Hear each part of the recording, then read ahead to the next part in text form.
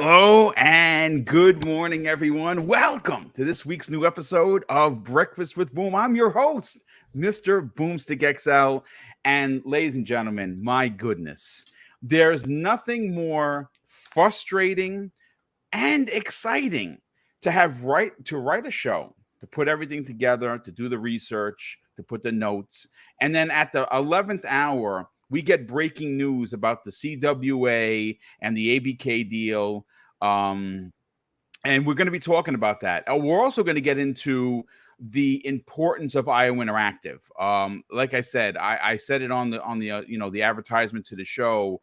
I think IO Interactive is incredibly important to the future of Xbox Game Studios for a multitude of reasons, not just Project Dragon that they're working on, but Hitman. I think he could be a huge character, and if he's an exclusive, it'd be a big deal. But listen, we are light on guests today. We have a few people that are not going to be here. We are not sure if Dreadpool is stuck at work. We know that John is not going to be here, and Big Cloud, I'm not sure. I did throw out the bat signal to a couple of people to see if they can get here.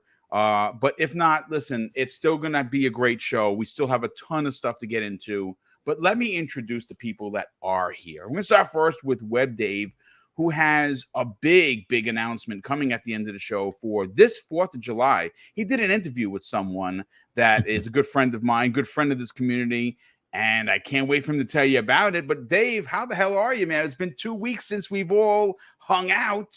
Welcome back. Oh, thanks, Boom. Man, I know I'm been so chomping at the bit to be on here with you and Fuzzy and man, it's just I missed it. I'm ready. We have got some great topics. And it looks like the chat is piling in. I love it, guys. It's already piling in. I love it. This is great. Bring it on. Bring it on. It's go time, Skippy. We got some viewpoints, baby. Yeah, we're going to get into it. Good friend of the program, Red Hood 7691 says the ABK deal locked, sealed, delivered, T's and I's signed and done. Yeah, we're going to get into it. I got it. Look, I'm going to read the article from the Hollywood Reporter. If you know anything about the entertainment world, they're legit. Like, they are the spot for information. They posted this yesterday, which sent the entire interwebs into a tizzy because there's a good shot that this deal gets done. How quickly the deal gets done, folks. I'm going to throw something out there. And again, I'll fall on the sword if I'm wrong. But I think that this, look, before we get into it, because I'm long-winded, as Mrs. Boom says, let me introduce Fuzzy Belvedere. Fuzzy, you and I and Dave were talking in the green room. We got a story that we're going to talk about. Cory Barlog. I got to tell you, there are quite a few people that I have an unbelievable amount of love and respect for. Cory Barlog is one of them. Yeah. He's up there for me personally with the Tim Schafers, the Aaron Greenbergs, the Sarah Bonds, of course, Phil Spencer, and quite a few others. Joe from Song of Iron. I don't know a lot of developers, but Joe, I mean, I even have Joe's number, and I just consider him to be like an extended part of my family. And Cory out there making the rounds, literally destroying trolls on Twitter. We're going to talk about that. Oh, yeah. And it's quite funny. One of the biggest trolls, one of the biggest people that I have no love or respect for, because he has built his brand on hate. And I don't want to get into a piss and match with the guy, but I'll mention him by name because at this point we got to know who we're talking about. But that's about all I will say. But welcome back, Fuzzy. How you feeling? Well, I'm doing pretty good. Glad to be here with you guys. Man, it's been a little while, but 2 weeks, man. It feels like forever. But man, there's been so much going on in the gaming space as far as news, and like you said, Cory returns to Twitter, and in perfect form. I'll tell you, it was. Cory did what Cory does, and besides being an incredible leader of Sony Santa Monica, producer and main creator for God of War 2018. He was out there destroying people, and you know, like I said, I want to bring up the stuff because, well, let's talk about it. The first destruction comes the way of the Red Dragon. Now, anyone that is on the interwebs knows that Red Dragon, not a nice guy, not a quality community member at all.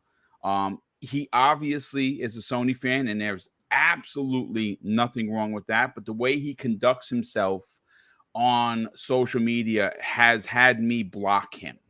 Not a fan of his work. I do not respect him at all. I think that he is someone that has built his brand on hate, and he likes to think that he's a trendsetter. Well, what happened simply is this, ladies and gentlemen. He posted God of War versus Starfield with an interest, a graphic, right? I mean, I don't know if he made this in his basement or he didn't. I don't know what it is, to be honest with you. I could care less. But apparently, the green line on the bottom of this picture is Starfield, meaning that's DOA. And on top of it, he has this big, bouncing line of interest for God of War, spiking at one point to the highest point of the graph. Again, it's probably made in his basement, whatever. Well, almost instantly, Cory Barlog, producer of God of War 2018, he says this directly to the Red Dragon. And I'm not going to curse, so I'm going to abbreviate because we try to keep this PG-13. Cory says this: I am so effing excited for Starfield. I'm taking time off when that shit comes out. Heart emoji. And end of story. Now, okay, well, is that it? No, it's not it, because he must have been in his feelings about the console war shenanigans that is constantly going on. Look, I have no problem, folks, if you're a fan of a brand, because we've heard many people say this. It's like football. It's like baseball. It's like basketball. It's like hockey. You have a favorite team, right? I'm a Steeler fan, ladies and gentlemen. I have been since 1976, since I was sitting on my dad's knee. Do I have love for the Ravens? No, absolutely not. But I don't want to see anyone get hurt. I don't want to wish their quarterback to blow out his knee or something like that. That's ridiculous. You root for your team and you boo the other team. They're in my division. The Ravens are stark comparisons to the Steelers. Gaming is very similar in that way. But there are people that do take it to a ridiculous level. There was a rumor that was posted out in the socials that the snitch, new insider on the scene, right? Apparently he has, a lot of people think the snitch works for YouTube and he gets eyes on these uploaded streams. Remember he had leaked Sony's stream, and it was literally to the point, and he had it perfectly. So he must have seen something. No one knows who the snitch is. He, along with Jason Schreier, resident rat, as you know how I feel about that man or person. I don't even think he's a real man, but he is a person. I'll say that. Went out and put out there that on June 30th there was supposed to be a Sony event where God of War was going to be at the front and center. It was rumored to be like the Horizon reveal, which is very standard for Sony. They want to show you one of their big games. God of War Ragnarok, folks, is going to be one of those games that we're talking about at the end of the year. At least I will. I cannot wait to play God of War Ragnarok because I loved God of War 2018. And it was put out there on the socials by these two and several others that the 30th was going to be the day. Well, I don't even know how to pronounce this person's name. I'll just say the first of it on Twitter. It's Magomed something or other, is replying to Cory Barlog directly and says, I blame the snitch and Jason Schreier for this. If they didn't leak that there was going to be a reveal on the 30th, then people wouldn't have built up unrealistic expectations and there wouldn't be all this extra pressure on you guys. And he says this, don't. The answer is not to find someone to blame or focus hate on. Maybe just pay it forward and treat people that make these things we love with some human decency and respect. This is not a battle. We are not at war. We are trying to make plus enjoy things together. And this is Cory responding directly to this person on Twitter. Here is where it gets even more interesting. One of the people that I discussed, that I mentioned in my opening about how we'll have an incredible amount of love and respect for, is Phil Spencer. Not because he's the Xbox guy, because the way he conducts himself as a human being, that is what makes me excited to be a fan of his. He says this, responding to Cory Barlog directly. So well said, Cory. Can't wait to enjoy God of War when it comes out. And thank you and the team for the amazing work that goes into creating things we love. Thank you. Let's get into this, folks. We're going to start first with Fuzzy because we were talking about it. Then Dave, I'll bring you back on the back end. Fuzzy, I love seeing this because what it does is it really does shake the fabric or the core of this console war shenanigans where, you have to pick a side or you have to hate Sony because you like Xbox or love Sony and hate Xbox. Seeing these creatives in Phil Spencer, in Cory Barlog, and several others that jumped in on this conversation, they're just people like us. And you know something, at the end of the day, it appears that they want to see everyone win. What are your thoughts on the way Cory was curb stomping? Now, granted, there was more, but I don't want to spend 3 hours talking about Cory curb stomping people. You can go read it for yourself. What do you think? Right. What were your thoughts on this? Well, I think it goes to show that a lot of the, like you said, the console war shenanigans are just that. I mean, a lot of these people will have lunch or have conversations or even game together, on their private time.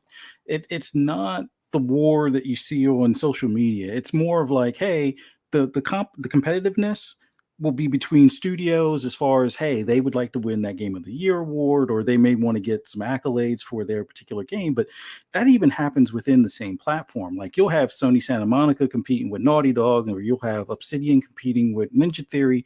It happens in pretty much every corporation, even with the auto manufacturers. And that's more of my land space. But like when it comes to people like Cory or people like Phil, they see the nonsense that you sometimes see on Twitter, and they're like, it's like this isn't what we're about. We're trying to, entertain you guys with games, or trying to entertain you guys with stuff that will be enjoying or memorable for you. And it's not about like trying to shut the other one down or knock them out of that line of business. It's more along the lines of, hey, just like with film, not manufacturers, but like with the directors and producers and things like that, they all would love to have the top accolades, but they also want to see others in that same space succeed.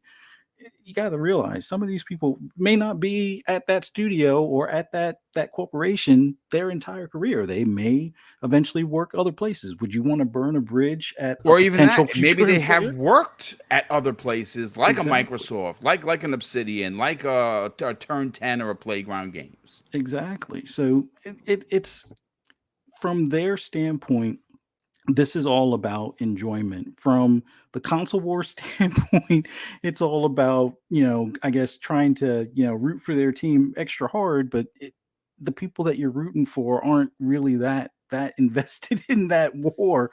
They're more about, hey, like Cory Barlog said to Red Dragon, it's like, hey, I'm interested in Starfield and he's going to take time off. You could say, oh, he was just saying that to say that, or he could actually be honest about it, because you will find a lot of those at different studios. The reason why they're in the video game business, because they enjoy video games, not just the ones they make.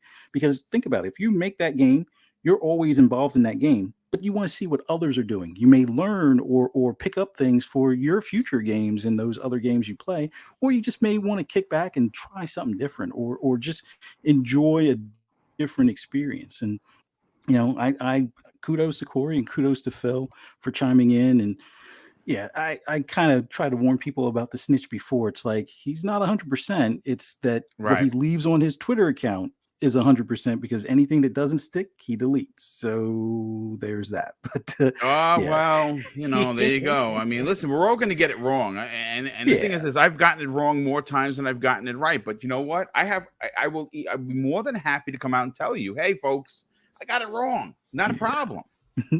yeah. These are leaks. These are rumors. These Mhm. things do come to fruition and some of them don't. That's just the nature of the beast. Yeah, the best thing to do is wait for the official announcement. That like if you hear a leak, take it with a grain of salt and be like, "Hey, that's kind of cool." And then when you actually see it, be like, "Haha, they got it." They And got it. hey, I'm Yeah. excited about this and go from there. But yeah, seeing Corey back on Twitter, it's awesome to see. Yeah, I'll participate in the console war stuff a little bit, but not to the extent of some of these other cats. But yeah, see Corey stomping on people in that manner that needed a stomping. Yeah, that was awesome to see, and see Phil, kind of back him up was also great to see as well. Yeah, and we saw Paris Lily Hmm. jump in on that. You simply Yeah. just leave a heart emoji. Obviously he's someone else that doesn't really participate in the console. And I don't think Right. anyone that I work with regularly does either. Yeah. It's just not something that yeah, do I like Xbox more than Sony? Yeah, I Hmm. do. But do I have Sony products? A ton of them. Yeah. And we'll continue. And specifically God of War, Ragnarok, I can't wait to play it. Now, again, that's the question is, do we play it this year or do we play it next year? That's a debate. We're not going to know until Sony does have their show that's rumored to come sometime in July. Hmm. Dave, let's get your opinion on this. Again, not the biggest story, but certainly one that was running rampant on the socials. I'd like to kind of Yep. just get your opinion on it, brother. What are your thoughts on Cory, putting a stop or attempting to put a stop to the console war BS that is what we know as social media? I mean, I like the fact that he's trying to do it. That he's definitely trying to, to kind of stomp it down, as it were. The conversation um, that he had, it did some of the smackdown or the bringing down, as Baltone in the chat mentioned.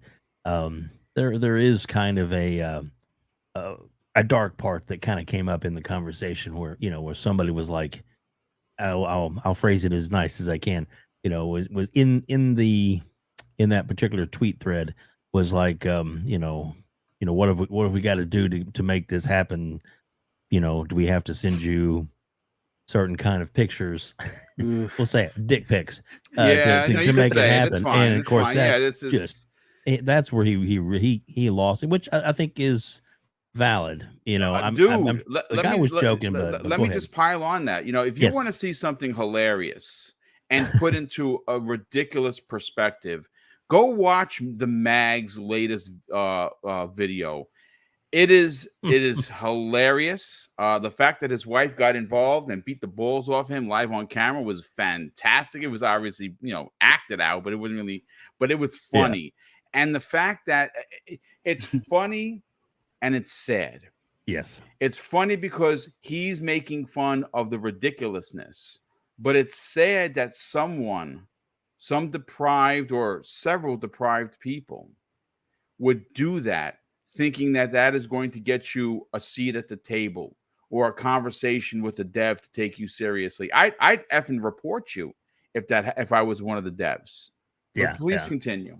Well, and that was kind of the part of that mention, was that if it went from like, I want to know about this game, we need to know about the game, to that's harassment, and it was You know like, what? Let me just, before you continue, Dave, yes I sir. want to kind of paint the picture for the people because I see the chat. If you're not familiar with what Dave is referring to and why it's such a big deal, is several, and I mean several, members of the PlayStation community took it upon themselves to take pictures, dick pics, and send it to the social media, post it to social media of some of the devs that are working on God of War Ragnarok, and basically said, "Hey, I'll show you this dick pic if you give me the release date." Now, I can't tell you it was that 5 people, 10 people, 100 people. I don't know. I know that the story's out there, and I know that it enraged Cory Barlog, who is a leader at Sony Santa Monica. And it should disgust you as a human being that someone would do that. I understand if you want to send that to your girlfriend or something. I get it. You know, that happens all the time. But to send it to a perfect stranger to try and get release date information, you folks, if that's you and you're listening to this show with 300 people that are here, please, you got to talk to somebody, because that shit ain't right. But please continue, Dave. Well, and the thing, there's, I mean, I'm not defending it at all, because it was definitely horribly wrong. But I'm thinking the guy, when he originally put that out, was making a joke or a jest of like, well, if you don't do this, we're going to send you these, or what's it going to take for us to get you to do this? It probably would have been a better reference if he'd said, like, what do I need to do? Send you money? That would have been, but the whole, but you know what I mean? As far as like, I just think, I mean, I know personally, I send dick pics to Fuzzy all the time, and he rejects them, and I'm pretty upset about it. I get it. I get it. You guys are friends. You could do that. I'm just kidding. Just kidding. Fuzzy's like going, oh, I knew I needed to delete him. Block Dave. Real quick, Luke Skywalker in the chat, he says he's asking what Mag's channel. He doesn't have a YouTube channel. What he does is he's on Twitter. So it's at the middle-aged game guy on Twitter. You can see what I'm talking about. It's he's done so many of them, and he's what is his persona there? Is it Pony Master 420? Is that what? Yeah. Is that what it's comic gold. It really is. The last one with the fishing thing that he did with his son and his brother was my god, great. it was so good. Yeah, and that was actually his son in that video, which is like, oh, so proud of Dad. I'm just kidding, but he's funny. He's very funny, so funny. The mag is awesome, but no, it's like I said, I'm not, like I said, I'm not defending anybody's. I think, but then his reaction to it was proper. It was like, got to put your foot down, especially in these type days. You don't want to offend anybody, and unsolicited photographs like that are just not acceptable. They're just 100%. It's not. And kudos to him for making as big a deal out of it as he did, because I think it kind of hopefully will shut down some of the stupidity in the future. We're working on the game. We'll get you the game. I understand that there was a date that was rumored to be around, and maybe they were shooting for that date. But as we know, sometimes things, and then maybe even Sony had another idea of like, what, let's turn this into, instead of a internet drop, let's turn it into its own state of play, that they may be dropping in September or something. Who knows what's going to happen? But their marketing department's not stupid either. They want to take a full advantage of what's the best thing to do for this product coming out. And if they can sell it as the big game of this year, then I think that they're probably going to try and do that. So, absolutely. That's like I said, there's some talk about it releasing on 11/11/2022, which would be a very Sony-like move. I'll be honest with you. I think it would be hilarious. It would definitely piss a lot of people off at Xbox if they did that. But they can release their game when they want to release their game. That's such as life. And it would be a story, right? It would. What would happen? It would dominate the conversation. Look what Sony has done. They've kicked Microsoft when they're down. And people would be like, "What game is that? God of War?" And it would ignite a firestorm in both good and negative media. I saw some people in the chat saying that I think it's Capono number 2 says, I asked the same thing, but they're blaming Xbox gamers for this. Very strange. I don't know where you can equate someone who's a PlayStation fan sending a D picture to a developer and somehow blame the Xbox folks.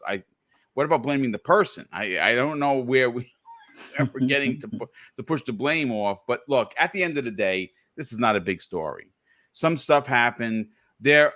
The issue with social media is that at the tap of a button with your fingers, you could become the villain or you could become the superhero. And unfortunately, as we've seen more times than not, people become the villain. Unfortunately, there are a lot of undiagnosed mental illness. We see it more times than not, especially on social media. Keyboard cowards, folks. They feel empowered behind the keyboard that they're on because there's no ramifications for them saying something horrible. Block and move on. Mute and move on. Your timeline will be much better. I've been blocking people left and right for the most ridiculous things. But thanks for unblocking me, Boom. I appreciate it. Yeah, no problem, brother. Anytime. It's literally the least I can do. You're a panel member, so I have to keep you unblocked. But real quick, the Highlander 001 drops the first super chat of the day. Thank you so much for that generosity of $5, no less. He says the problem is that most of today's gamers want instant gratification. It's that simple. You know something? I want to add on to that. That's a magnificent point. Here's the other thing. Social media, a young woman's place, a very immature, a large amount of immaturity at the push of a button. And again, some people say, which community is worse? Is it Xbox that's worse? Is it PlayStation? PlayStation's the worst. Every community has knuckleheads. It's a small section. It's not a lot. It's just they are the loudest, so it seems like there's a lot of people there. But look, let's get into the lead story. We have a couple of if I had a bigger panel, I would imagine we'd probably finish the show with this. But we got to talk about the Hollywood Reporter and what they announced. This article was posted yesterday. This is the title of it is Major Workers Union Backs Microsoft's Activision Blizzard Deal in Letter to the FTC. Now, if you don't know who the Communication Workers of America are, or the CWA for short, they are a huge union in the United States, and they have in the past successfully unionized a subset of workers, specifically in the video game holding company recently with Activision Blizzard. And on Thursday, the labor neutrality agreement reached with Microsoft was announced that they are officially not only okay with the acquisition, but they are standing side by side with Microsoft in regards to it. Now, I'm going to read you directly from the article, verbatim, and this is what the president of the labor union had to say. Let me find it up over here. It says the president of the labor union, which in late May successfully established the Activision Blizzard's first certified union of Raven Software, sent a letter to the FTC, including Chair Linda Khan on Thursday, where he stated this: "We now support approval of the transaction before you because Microsoft has entered into an agreement with the CWA to ensure that workers of Activision Blizzard have a clear path to collective bargaining." And this comes to us from the CWA president, Chris Shelton. He also added that Microsoft's binding commitments will give employees a seat at the table and ensure that the acquisition of Activision Blizzard benefits the company's workers and the broader video game labor market. Now, what's interesting is when hold up. I wish I had trumpets, ladies and gentlemen. The king has arrived on the day that we're talking about the CWA. King David, my brother, welcome, nice. welcome. Hi, guys. What's up? Morning, King. King. What's going on? This is this is a day of triumph for Xbox. Yes. For Microsoft. I'm so glad that you were here. I sent out the bat signal. He said he was going to try his damnedest. Obviously King is, he's a working man. He's got a lot of businesses. Straight from King, work. it's great to have you here today. I don't know when you came in, so I was reading I was listening to everything as soon as you started reading verbatim about the dossier that went out. Okay, so let me continue, and we will get your opinion because there's a lot to break down here. Shelton, who is the president of the CWA, said in May that as a result of the agreement, we support the acquisition approval and look forward to working collaboratively with Microsoft after the deal closes. Now, King, this is a major announcement. I'm actually quite surprised that we did not see a huge amount of traction for this story from a lot of the big sites like the Kotakus and the GameSpots and IGN, because what this now does is almost guaranteed the deal is going to get done. But I'm going to take it a step further, King, and I want to get your opinion on it. You and I have been on the same page that we have thought since the beginning that this deal gets done in 2022. Mm-hmm. We both believe that this deal is going to get done, and we do believe that there is going to be an explosion of Game Pass game titles, of Activision Blizzard titles coming into Xbox Game Pass. We have heard from Sarah Bond specifically, who she said that they are going to try and levy every title they can get into Game Pass. As much as they can get in there, they're going to be dropping it. So Game Pass could go from the 500 titles now to well over 600, maybe even more, depending on how many games they're going to drop in there, specifically Call of Duty. This deal, if you guys have not been following closely to it, one of the biggest hangups for Mrs. Khan, who is the head of the FTC, who is personally overseeing this deal, has been the what is going to happen to the workforce. We saw 2 months ago, King, if you remember, that letter sent by several New York senators that put the people in the front part of the conversation that they were worried about how the workers were going to pan out and how they were going to be treated if they were going to be the ones losing on this mega deal. And it was one of the big hangups. Yeah. I think that this letter to the FTC from the president of the CWA almost completely shuts down any potential hangups.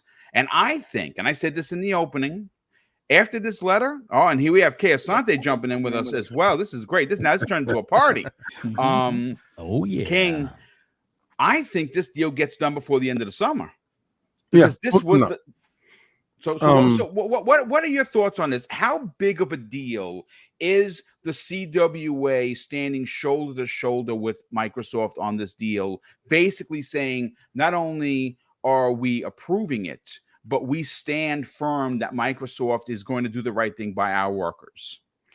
It's a huge thing because that was one of the stumbling blocks that Activision had. Yes. Because the treatment of the workers, the crunch and the stuff that was going on at Activision was the horror stories that you hear about it. Indeed. And then Microsoft has a structure built into the company that is to the point where crunch isn't really a thing. And they tried to mediate a lot of that crunch by divvying out a lot of the work. And, they have a ton of studios, so that eases the burden. Now, I'll take it earlier than this. I knew the deal was imminent to be completed when I saw mouse and keyboard was supported by the Xbox consoles. And I know people's like, well, what the hell does that mean, King? Well, a lot of the games that are coming from Activision is largely on their PC division. A lot of their bangers is in the PC division. Yep. And they're giving parity if you're playing against PC gamers, because remember, Microsoft wants inclusion for all. Right. And I noticed that, and I said, okay, well, some news is coming. Okay, shout out to Zalker, because I just watched his latest video. And I went and did some research because I want to source him for the information that I received. Even though I knew of it, he fleshed it out for me Yeah, he's a good kid. He's very smart. If you don't know who Zorker87 is, you should. He's a part of one of the biggest Xbox podcasts, RDX with Dealer Gaming. He's been a huge asset to not only Dealer, but the community. Yes. So he has a latest video up, and it talks about Proletariat being acquired by Activision, by Blizzard. Yeah, that's a 100-man team, by the way. Yes. Now, in doing so, because Microsoft right now doesn't want to upset the apple cart, Right. but Activision isn't in the same position as Microsoft. That's correct. So Activision, on behest of Microsoft, can go out and make such deals to shore up a lot of the workforce going into this acquisition, going into smoothly. So that's a big thing. So they have another company that's going to go into the fold, that's going to come into the Activision deal. Now, this deal, I believe, will get done before the Thanksgiving, Black Friday holiday season, because that's when a lot of the people that are making the votes, a lot of the CEOs, a lot of the workforce people will be going on vacations. That's when vacations actually start. So the summertime is really a low time. They'll be doing a lot of paperwork. September, the same thing, people dragging their feet. October, they're going to be really hitting the ground, trying to get this stuff done before the holiday season, because then it will have to go into the next fiscal period, which will probably be around January, February, March, right? And that's something Microsoft doesn't want to do, right? Because Sarah Bond and the team wants to get these games immediately rushed inside the Game Pass, be it Ultimate, for the PC side and for the console side. Now, these games and this deal getting done with them standing side by side with the basically the whole labor union. It is the biggest labor huge union in the country. Right. So it gives the voice to the people who were crying out that they were being mistreated. This is why they became under the scope. They came under the scope because of the mistreatment of said workers. Now, you're being told that the workers are going to be looked out for. Microsoft, we've never, in the history of Microsoft, I have never heard anything with the labor relations as far as any workers at Microsoft at all. You had people that left the company, and I call them disgruntled bees. And that happens. That's a reality. For everybody, right? But then they also come back to the company as well. So how disgruntled was you, little bee? Right? If you know who I'm talking about, shout out to you. I know who you're talking about. Exactly. But this deal, it's monumental in the fact that it's going to get done. And I think Microsoft has a huge incentive to get it done, because this year they have no first-party titles being released. If this deal gets done before this year is out, the end of the year will look like an avalanche. It will look like Game Pass vomited a whole bunch of fun, because could you imagine every Call of Duty available inside Game Pass just off of one fell swoop, pop, and it just happens like they did with the ZeniMax deal. Yes, where all of those Bethesda games dropped in there and people went crazy. Literally, they said, "Go in there right now; it's available." Can I add to this Picasso that you're painting? Because I want to add my touch. I want to add the happy little trees. You are a businessman. Kay Asante knows about business. We talk about it all the time. How incredible would it be? Because I know that no one cares. Microsoft doesn't care about console sales. I'm sure that there is some care there, right? We know, but hear me out, folks. You know what? King, continue. Let me just get this. Continue. Okay, so I see this deal going through. I see them flooding Game Pass. I see them becoming publisher of the year again, right? Very quickly, very easily, overnight. And the reason why Kotaku and all these other companies aren't talking about it is because this directly jeopardizes their favorite little son. This directly jeopardizes and puts a console that they so fanboy over so much in jeopardy. I could have told you they were in jeopardy when the Samsung deal and the LG deal went through. And People, that just launched yesterday, yes, by the way. people forget the LG deal. Everybody keeps looking at the Samsung deal. You have short-term memory loss, guys.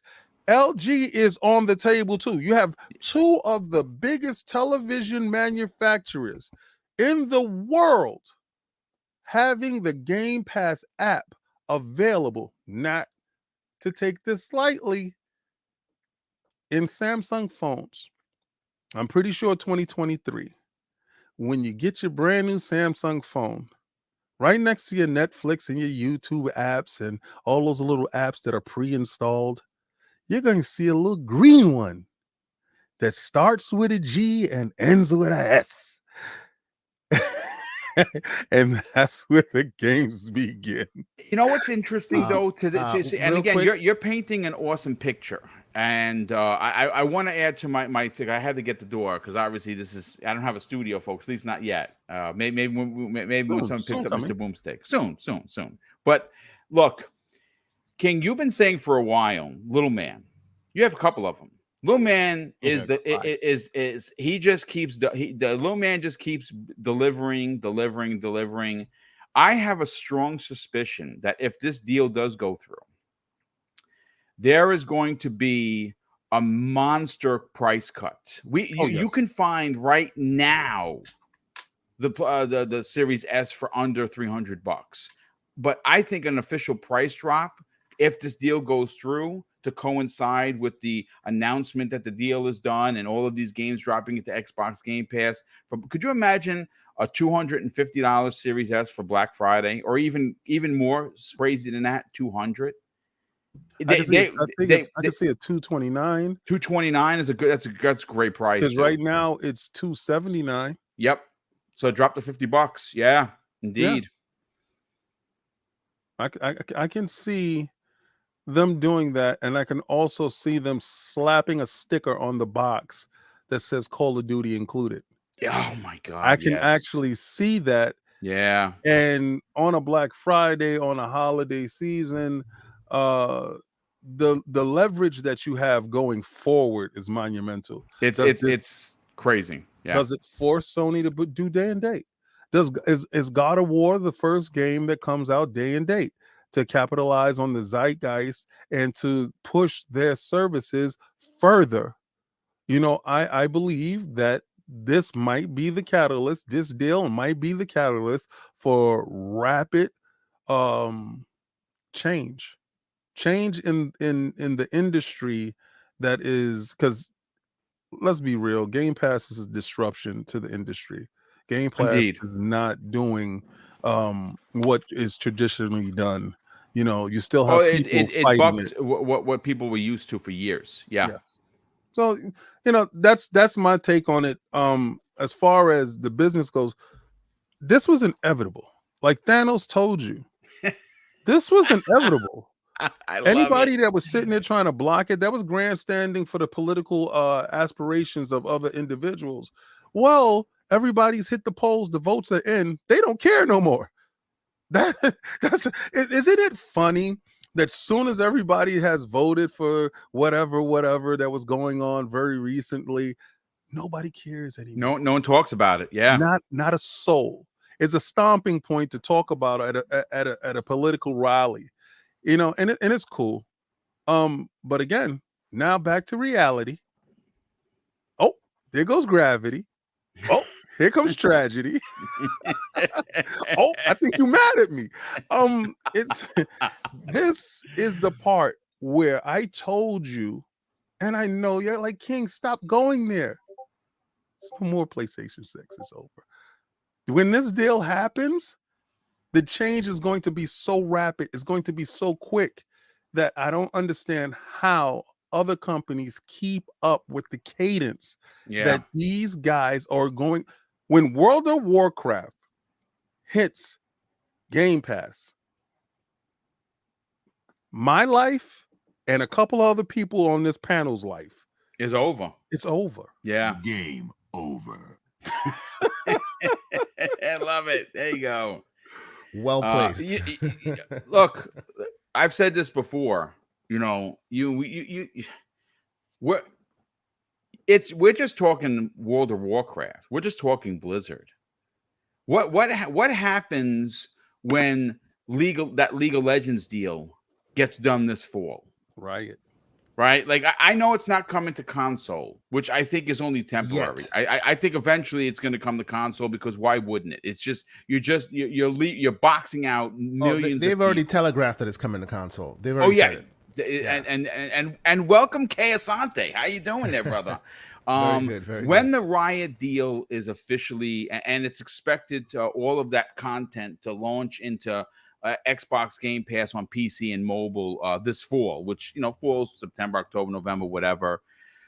Just one of the games, just one of them, League of Legends. I've talked about this. Dustin Legary did a graphic where he's like, he put the price to the conversation of what it would cost you as a person if you wanted to buy all of the characters from League of Legends. $608.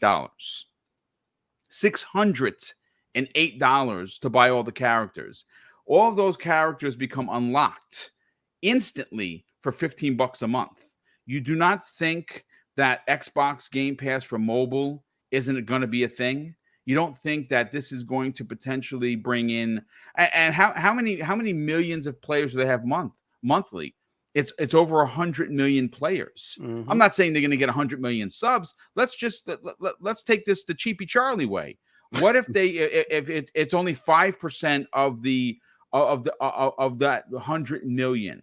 That's 5 million new people joining Xbox Game Pass because they're League of Legends players and they don't want to spend the money. Or it's bonkers. But rolling it back, Kay Asante, I don't know how much time you have, so I'll bring Dave in and Fuzzy in a second.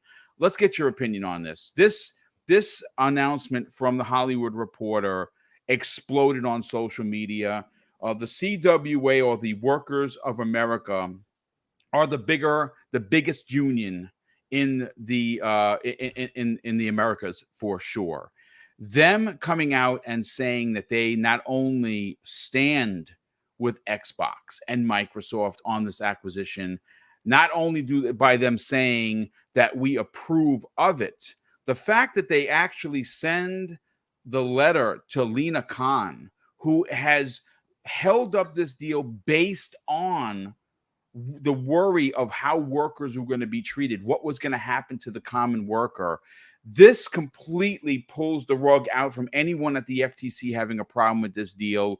I think that this deal, like I said, I know that I'm on the edge of madness here. I say the end of the summer. I'm probably wrong. King is more so painted a better picture about it potentially being in the fall, September, October, November.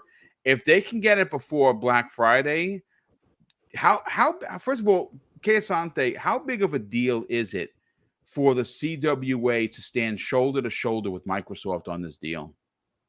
Yeah. and of course, as you pick great panel members, y'all have all hit it out of the park. King, I especially see that you are on point as usual. This is a monster deal. Most folks just don't understand how big a deal it is because it's not like directly console related right now, right? So people don't see how well how much that will influence things moving forward, right? This CYA deal, the agreement that they've gotten with Microsoft, that is the holy grail of all tech companies. Like, that is beyond gaming, beyond anything. Like, a tech company, let's take your Amazon, take your whatever company you want, saying that not only will they allow employees to unionize, but they'll recognize them and they'll stand toe-to-toe, side to side with them. Mm-hmm. That is tech holy grail that no other company has ever been able to get done, right? And it's literally taking it's literally looking at that python, which is the FTC, and ripping their fangs out and saying, now what? That's the whole game, right? Like, it's not to say that Microsoft is being magnanimous or whatever. Where they're going, they don't care about this problem. Right? They have found a different business model to exactly like King was saying. They don't need to crunch, right? Yes, that also has its adverse effect of you may not get it on time sometimes. It is what it is. But guess what? Because of that, they can go to the FTC, and that one thing that every tech company would go, well, we love our employees, but then you hire a union busting firm to make sure that unions never show. Indeed. Like, this is what they've done for countless years. Screw gaming. This is just anywhere there's tech. You know, they love you until you want a seat at the table, and then at that point, it's let's talk about something else. You know what I'm saying? That has always been the case. So the fact that Microsoft is going, look, you know, and I get why they're doing it, because, you know, you're buying the albatross that is Activision Blizzard King. When it comes to the people situation, that is a huge red flag, right? And perception is king at Microsoft. Their perception, how people perceive them, is so important to them, because that's what leads you down that path of, well, maybe we should break them up. Well, maybe they're becoming a monopoly. Well, maybe this, maybe that. So they're very keen on making sure that they're doing everything possible to give you that magnanimous look, right? And this works hand in hand with that. Hand in hand. So that deal alone is like mind-blowing. I bet Lena Khan saw that and went, well, damn, now what are we going to do? Like, now we have no fight. Yeah. You know, you're toothless at this point. You could just go, okay, well, keep it moving, because there's nothing else that anyone can say that could potentially be a holdup for Microsoft. Now, what I will say is that doesn't automatically mean, oh, okay, we're good now, deal closed. There's a lot of T's to still be crossed. There's a lot of I's still to be dotted. But as far as pushback, I don't see any pushback anymore. This is it. Like, there is still a lot of logistics between now and then, right? And shout out to Mr. Everborn Saga. He pointed this out to me a while ago, and he was right. Last time when the whole Bethesda situation came about, they were able to pinpoint the actual conclusion of that to the week. When they said, oh, well, this will be done at this time, it was a week difference. Is when they said it would be done is when they're done. So I think they know what they're talking about when they say when they do that Babe Ruth and they say we're going here. It might be off a little, but they know what they're talking about. Doesn't mean that just because this is great that all of a sudden their 2023 becomes like summer 2023. I doubt that. I would love to be wrong, because that'd be amazing. But I think there's still logistics to be worked out between now and then. So you'll most likely see it, you know, probably the first half of 2023 is when you'll see this thing come to fruition. If not sooner, it could be very late before 2023. But yeah, I think that as far as pushback, as far as, grandstanding and this senator and this person talking out of both sides of their mouth, this move that they've done literally just null and voids that whole conversation. Now, about what King was saying about PC keyboard mouse coming in support in Game Pass. That is such a canary in the coal mine. It's amazing. And people who don't see that, they're doing two things that are very unique right now. First, they're adding keyboard and mouse support to Game Pass. And a lot of their games are also getting touch support. What's that tell you?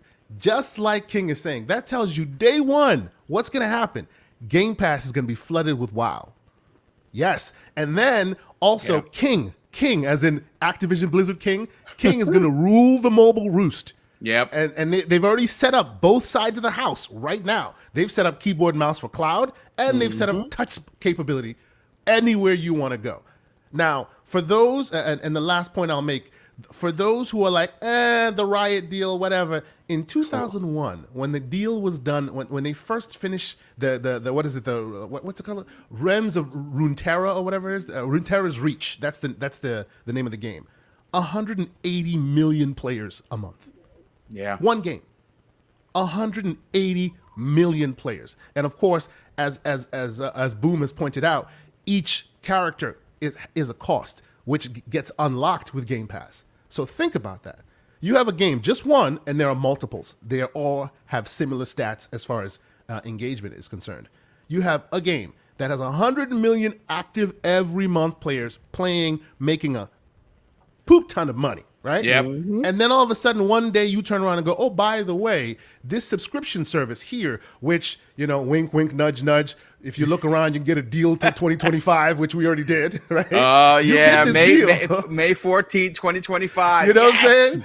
Yes. You sign up to this service where you get ridiculous deals here and there, and all of those characters that you pay hundreds of dollars for are unlocked. They're just unlocked for you. $15 a month. Yeah, go crazy. It's insane. People do not see the onslaught as it's coming. Last point. I was listening to King talk about what will happen on the mobile side when you see your phones and this and that. As folks know, I'm a bit of a tinkerer. I have a T-Mobile Galaxy S21 Ultra. In America, right? The companies allow the ISPs to brand the phones, and they edit the operating system that comes on it. So when it comes on it, it comes with special T-Mobile branding, blah blah blah. I hate that stuff. So what do? I go and I pull the one from the manufacturer. It comes down, no T-Mobile branding. It's like the raw update. That one has recently been updated on my phone. Guess what it has? It has said green icon, bro. It's already there. I didn't install it. It came predefined. So there we go. To add to that, I had a little birdie that was at CES. He was looking at Samsung refrigerators. And it was static. It wasn't moving. It was just one that was static. And it had other icons that were there, like Amazon Prime, Netflix, and lo and behold, a little green logo was there. Just to throw that in there. Sorry, Casey. Yep. Could you imagine playing Sea of Thieves on your fridge? Oh, you remember somebody already did that, right? That it was a big fluke a year or so ago, because if you really want to, all these things run Android. You can literally like install the ABK to any screen you want. Like you can install it on your screen today. But somebody already did that and connected a Bluetooth controller and was literally playing Xbox games from the front of their fridge. I guess most likely Samsung saw that and went, why the heck not? Let's make it official. So here we go. You know what I mean? But the long and short of this all is, I will not be the one to say, PlayStation's done. It's over. It's a wrap. No. Sega's not done, right? It's not a wrap. You still see Sega around. They may not be what they were, but they still exist, and they still provide a service. I will say PlayStation was done. Okay, you said Sony. PlayStation 6. Well, okay. I have a super chat. Back to a software company. That I will stay 50-50 on. When that, if and when that happens, King, I'll be like, well, I heard it first, and it wasn't for me, and I'm not surprised. You know what I'm saying? So I will not be surprised on that. I won't say they're like completely done, but if they don't make moves quickly, which it looks like they're trying to right now, by all accounts, those who have done their extra and their premium do like it. If you're not a hardcore, right? If you're introducing yourself to the PlayStation ecosystem, it's a great service. That's awesome, right?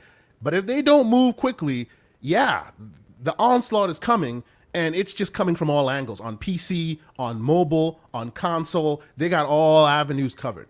And right? So we shall see. The rumored R&D handheld that we talked about yesterday listen, I sat down yesterday. If you missed it, folks, I got a chance to sit down with Luke Lore, who from Insipid Ghost, who used to be a panel member on the Xbox Factor podcast for having to go back to actual real work.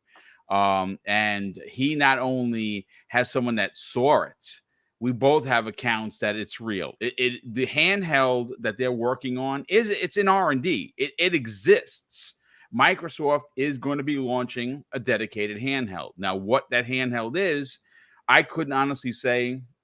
Is it just streaming? Device. Is it a powerful system? I think it's more of a powerful system because they have the streaming options now.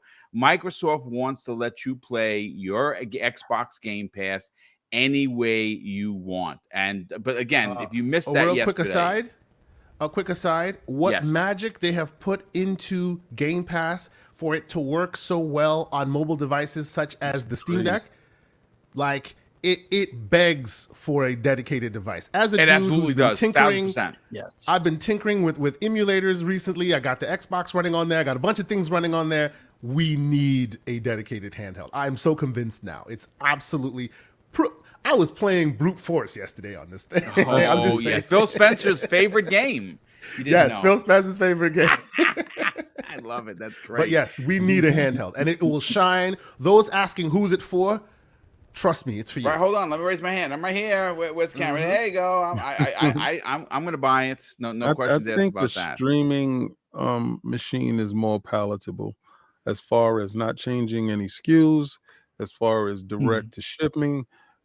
From what I'm hearing, and I'm not under any NDAs, the biggest problem is the heat sink because it will have an SSD Right. on it.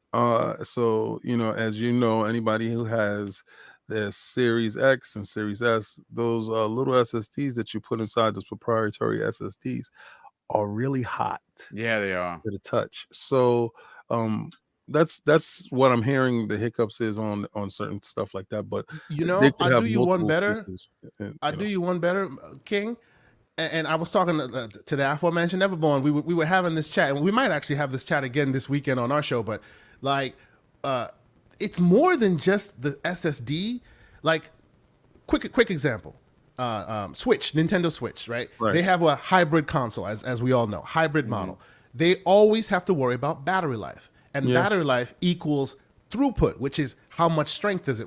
How high will the CPU clock? How high will the GPU clock? Because all of that matters when you're talking about a mobile SKU, right? So I agree with you that it is less likely that you'll get a Switch type of device from Xbox, because then that means they have to profile for that device. And now all of a sudden, not only does a developer have to deal with the Series X, the Series S, and now they have to deal with another hybrid one. Even if the specs are identical to the Series S, it will never play like the Series S because it's got a battery. It's not plugged into a wall. So it makes every equation different, right?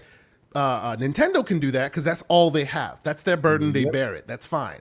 But if you have already existing SKUs and you're working with them, the worst thing you want to do is add a new SKU that you profile and then have that burden be put on the developer. So so your world with just a streaming potential is more likely. If they do a physical actual box, they would have to be a physical actual box that's not playing in Xbox games exactly. It could be Xbox games that are potentially PC Xbox games, because the Microsoft PC store has Xbox games. Those games give you more ability, as me being a tinkerer, for you to dial and switch and profile. That may be the only way they get around it. But if you tell a developer, hey, now you have another thing that is sometimes docked, sometimes not, that you have to deal with in addition to the other things you're dealing with, that may be a no-go. So that's why I tend to... Yeah, that's why I tend to be more on your side with that, King. I suspect it'll most likely be streaming only, but then of course you have to contend with ISPs and all of that, which also may not be ideal. So, I'm looking forward to seeing what they have. That falls in line with the whole streaming family stuff. Me and Boom talked about this a minute ago. The Roku stick like puck device that is floating around, that's also in research and development. Keep in mind, guys, a lot of times these companies have tons of stuff in research and development, and one guy's number gets called, one team's numbers gets called, and once that number is called, they got to make the grand show. I think there is a family of streaming devices. The same way we heard that there was 2 consoles, and people was dismissive with it. Well, it came out and it was true, right?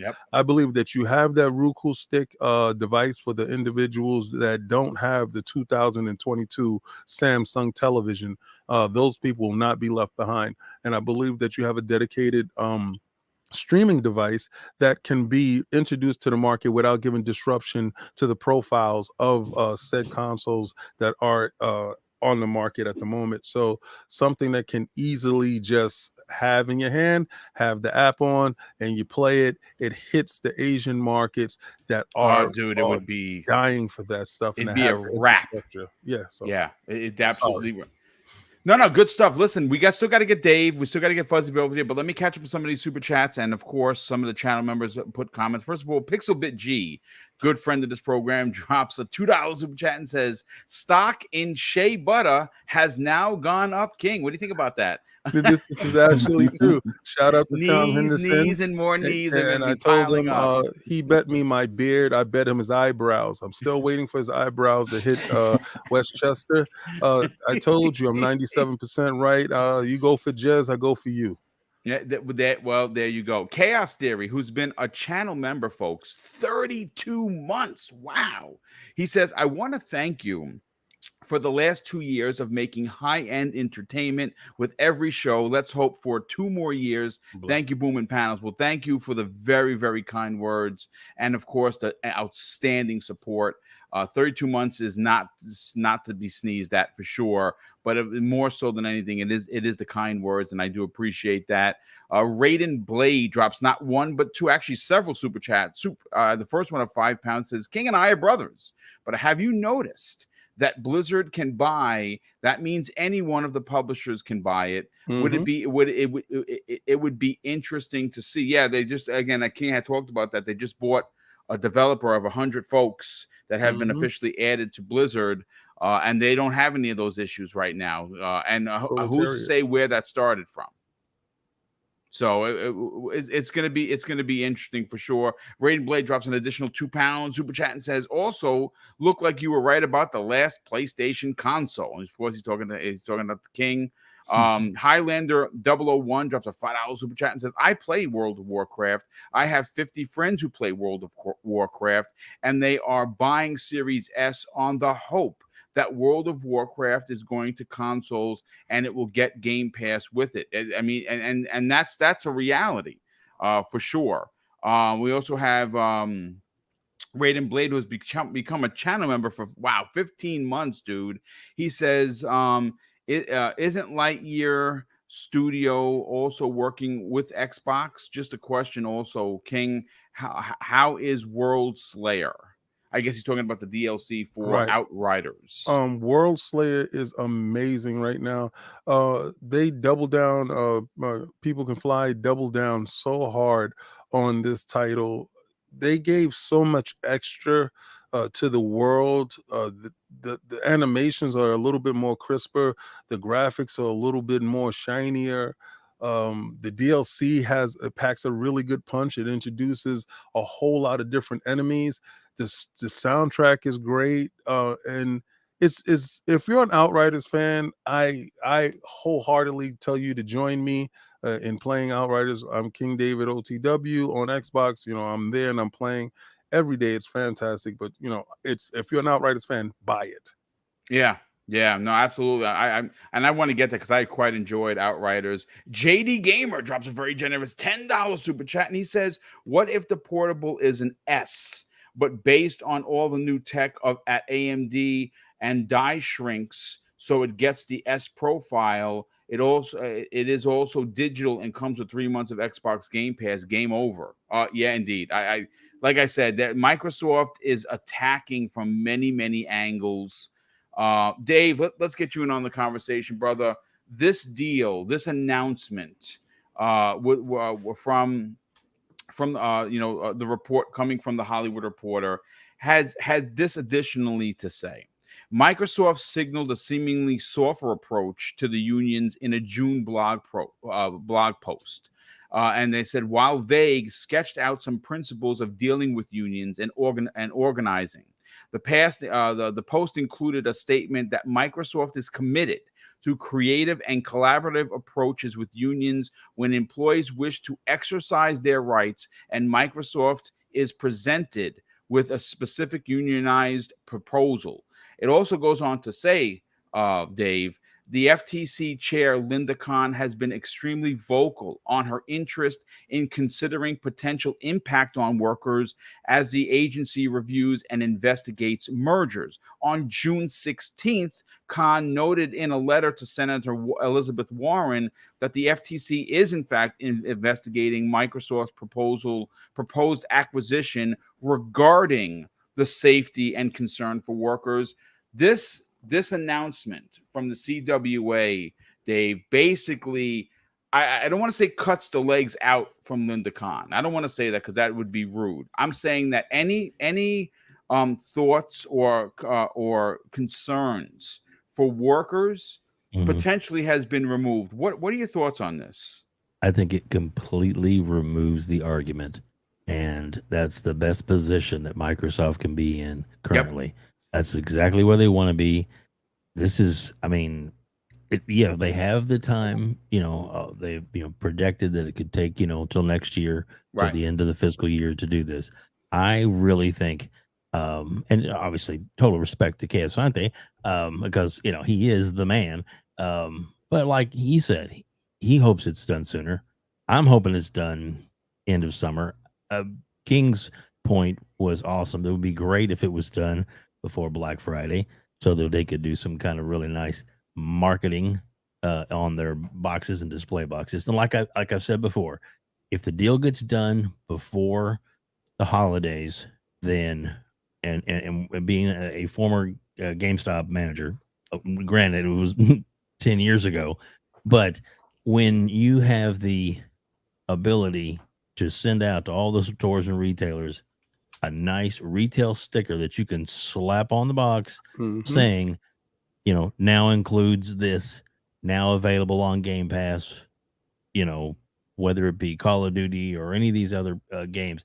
Because I remember they would send us pop-on stickers. And they would send us like a box of that had like game codes for several different games to include as a holiday bundle. Same price, but for Black Friday deals, those kind of things. That is easily done by the marketing department for Microsoft, and they could just absolutely knock it out of the park with those kind of things. And with this, this basically saying, "Hey, this is great for us. This is great for the developers, great for the for the employees, great for the workers that are going to be making these games." Well, that just, any of the arguments, especially Warren's argument, which was totally unfounded, that, I mean, granted, the old Blizzard, was not exactly the great place to work. Right. But Microsoft taking it over, being now known as probably one of the top 10 companies in the world to work for, I think that their reputation is now, going to benefit this deal in the long run. Any obstacles, that we even some of the European ones we've already heard, those are, they're almost done. They're just kind of waiting for the certain process that has to go through. Yeah, the outside entities like the EU and like the UK and places like that, they have traditionally made their decisions based on what happens in the US with the FTC or the Justice Department. So if the Justice Department, who is not overseeing it, is the FTC, if the FTC gives the okay for the deal is probably going to be okayed by the EU and the UK and other regions of the world where Activision has a place. Agreed. I think it's but I am in the camp that I'm thinking that it's this year. I'm thinking that it's before the end of this calendar year, not fiscal year, calendar year. Yeah, so. And you're absolutely right. And King brings up an amazing point. Same as yourself and Kay Asante, and we're going to get fuzzies right now. This sticker, this imaginative sticker that you're talking about, I remember stickers like that coming when I worked for FuncoLand. And if you don't know what FuncoLand was, FuncoLand was basically what GameStop is today. Literally the same company, just under a different name. And when advertising would come out, and they couldn't change boxes because the Genesis box or the Dreamcast box or the GameCube is there. We have it. It's in front of us. They would a corporate would say, "Hey, we just got this. Make sure that this goes on the box. Put the box in the front," and it would say, "Now includes whatever." Or this, that, and the third, or when you buy this, you get this game for free. And we would have to be like, "Hey, do you want to buy it? Because if you buy this game, this box, you get this game." Let me tell you something right now.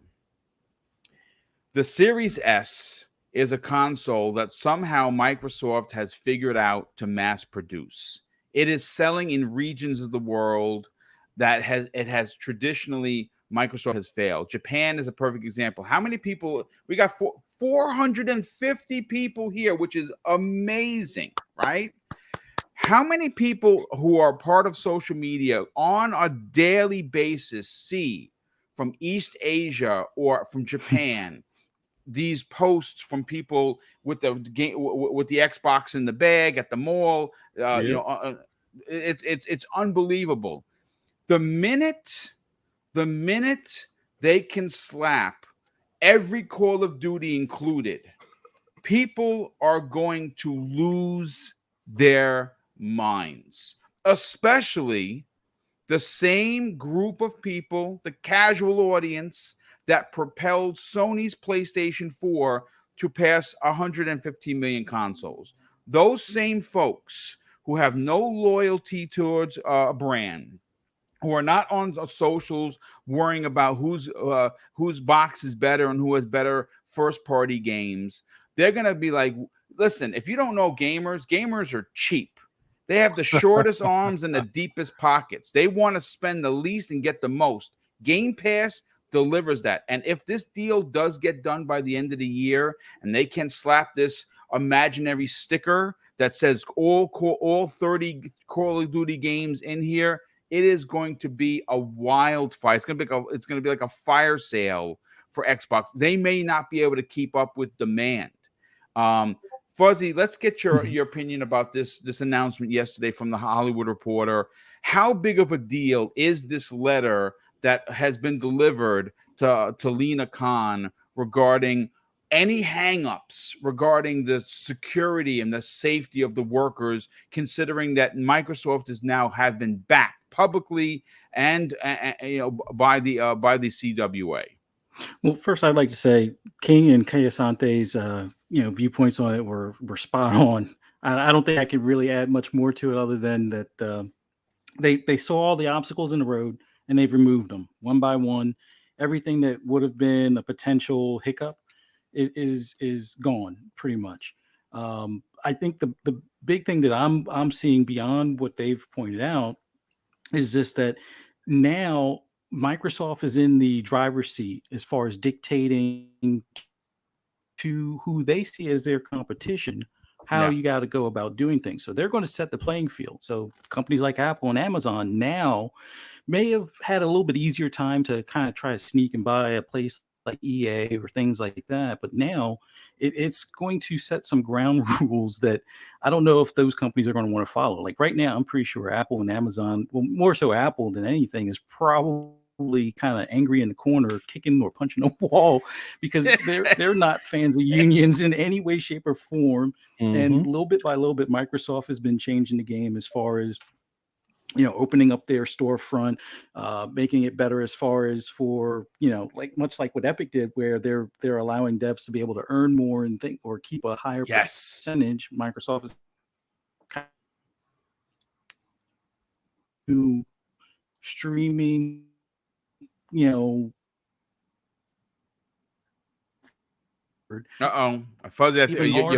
you're botting a little bit, buddy. Apple. Fuzzy, can you hear me, brother? Yeah, I can hear you. Let me. Yeah, you're botting a bit. You might want to back out and come back in. All right, I'll be right back. All right, yeah. Well, and King, let's continue the point on what Fuzzy was saying. I think that he got onto something that I've been silently championing it for a long time. Apple's gonna have to play ball now. Oh, they absolutely are. Yeah. You're gonna have to get down and lay down now.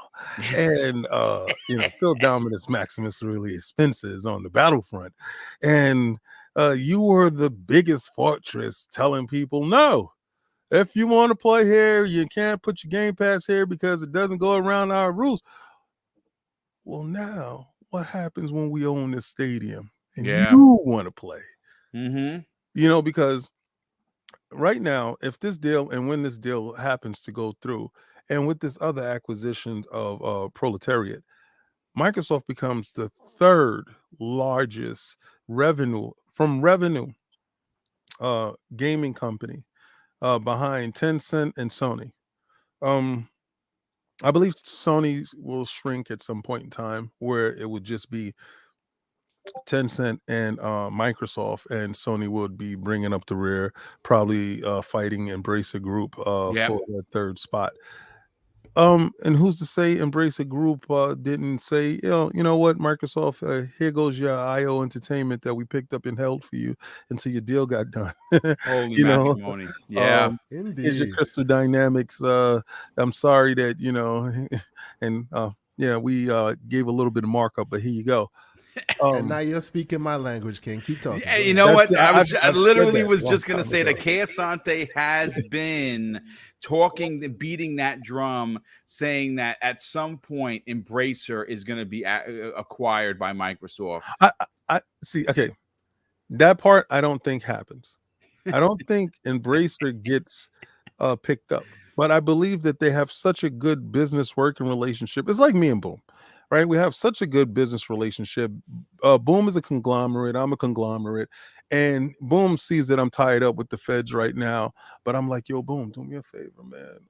Pick up that stuff over there, and then as soon as I'm finished with these dudes, I'll come back over there, and I give you a finder's fee. And Boom, because Boom really Embracer Group really. To be honest with you, what interest do they really have in IO Entertainment and Crystal Dynamics? Really, honestly. And trying to get a seat at the table at the AAA club. They have never gotten that seat. They've been square at the AA table. Well, obviously, and it's true because both Eidos Montreal and Crystal Dynamics bring a significant. I mean, look at their just last two games. You might hate Avengers, and yes, the multiplayer not so good. The microtransactions stupid. The story itself is fantastic. And then, of course, look at the Eidos Montreal Guardians. If you didn't play it, my God, you're missing out. That game is. But think about it, Boom. They have hundreds of studios, thousands of IP. The minute Eidos and Crystal Dynamics show up at Embracer Group, they become the rock stars. Yeah, that's true. Tip of the spear. All of a sudden, all the others are not as lucrative or as experienced or as. They don't have as much on the board as Crystal Dynamic and Eidos do.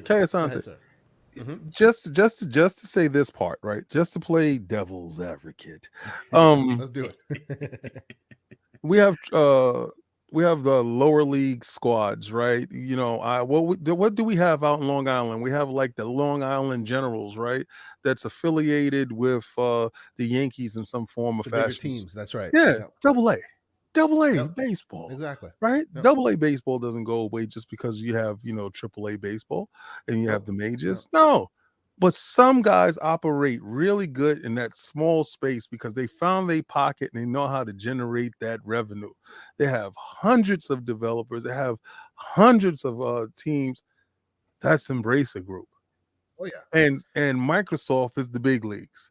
So give us our big league teams that we asked you so eloquently to hold until we got out of, a little lockup real quick. And you're a big man. You're a big Game Pass man. A lot of Embracer Group is in Game Pass right now. Tons of them. Yeah. So yes, if they don't buy them, that is why. Because just like we used to say, why would Square Enix be bought when they can give it up for free?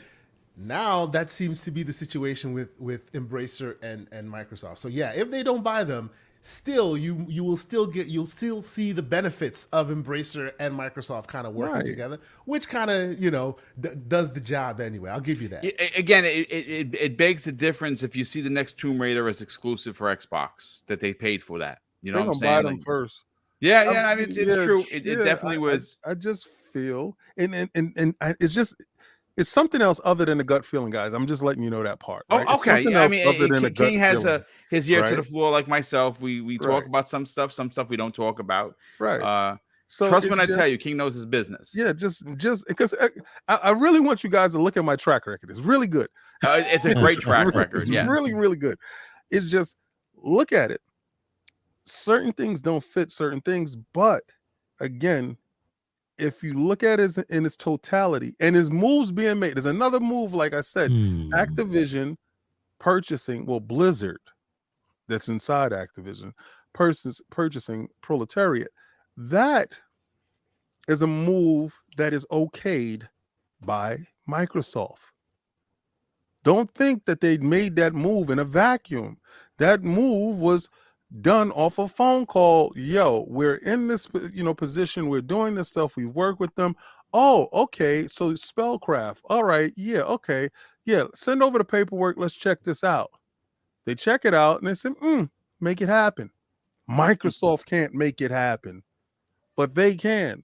Yep. Microsoft can't go buy IO Entertainment and go buy Crystal Dynamics, but they had them in the house working there. So the logical thoughts was, we will purchase said teams. It didn't happen because they are in the investigation. The cops is right outside the window with the flashlight. So that's when you call your buddy phones are tapped to go hide the stuff phones are for you. tapped. I love it, Fuzzy. That's great. Don't worry, they're gonna pick up that team right after, as soon as it's finished, and then you're gonna be like, "Wow, this King is a problem." King is right. Yeah, no, absolutely. Yeah. Listen, I do. It's funny because the second half of the show is going to be about what they do next. I think IO is definitely a conversation I want to have, and it comes on the heels of a recent book that one of the original founders wrote, where they had a specific plan for Agent 47 and what they wanted to do with him. But Fuzzy, let's get your final opinions about this letter of solidarity, if you will, for Lena Khan, who is overseeing this ABK deal. I think it's now just a matter of get the paperwork in front of her so she can sign off, and it can move on to the actual companies themselves figuring out the rest of the paperwork and let their lawyers handle it from there. I would love for this to be, end of August, early September. I've kind of hinted at that, or at least that's what I was thinking all along. Just kind of like what King had hinted to earlier. The holiday season is right around the corner. Yeah. And as someone that used to be in the aftermarket automotive, this is prime time. July is prime time where you get all those plans in place and all of the things printed, make sure manufacturing and shipping and all that's ready to go. And, just make sure everything gets to where it needs to be in time come, October, November time. But I think it's, hopefully before the end of the year, maybe even a little bit sooner. Like I said, this holiday, I think they're looking to do big things and, kind of rule the holiday from here on out. And there's no doubt, like I said, the minute you can put anything Call of Duty on the box is going to move the needle for the normies, for the casual market that buy Call of Duty every year, play every year. And there you go. But listen, before we get to the IO Interactive, or at least what the panel will think Microsoft does next, because what they're in jail right now. Right now, they can't make any moves. Right, they are in jail because obviously they don't want to jeopardize this deal in any way, and obviously this public announcement where the CWA is standing with them does really push this deal. I think it rocket it forward, but Sith Lord, who's a good friend of the program and has been a channel member for 3 months, says, after watching the showcase, I think the deal is close of being finalized. Then they want to lead on. They don't want to jinx it. I agree with that. And JD Gamer, good friend, generous friend of the program, who has been a channel member for 31 months, says this: in the West, the Call of Duty sticker is a monster, but in the East, it's the next acquisition that will deliver for Xbox. That acquisition will be Sega, and that Persona sticker in Japan is a monster. RIP Sony. I mean, that getting Persona, all three of them, the best versions of 3 and 4 and 5 is monstrous. It's monstrous for Xbox. It is going to be a big deal. But I do want to move on to the second point of the top. Well, the second topic of the day, and we only really got to like 2 or 3 of them because this is such a monster story. And I really want to talk about IO Interactive.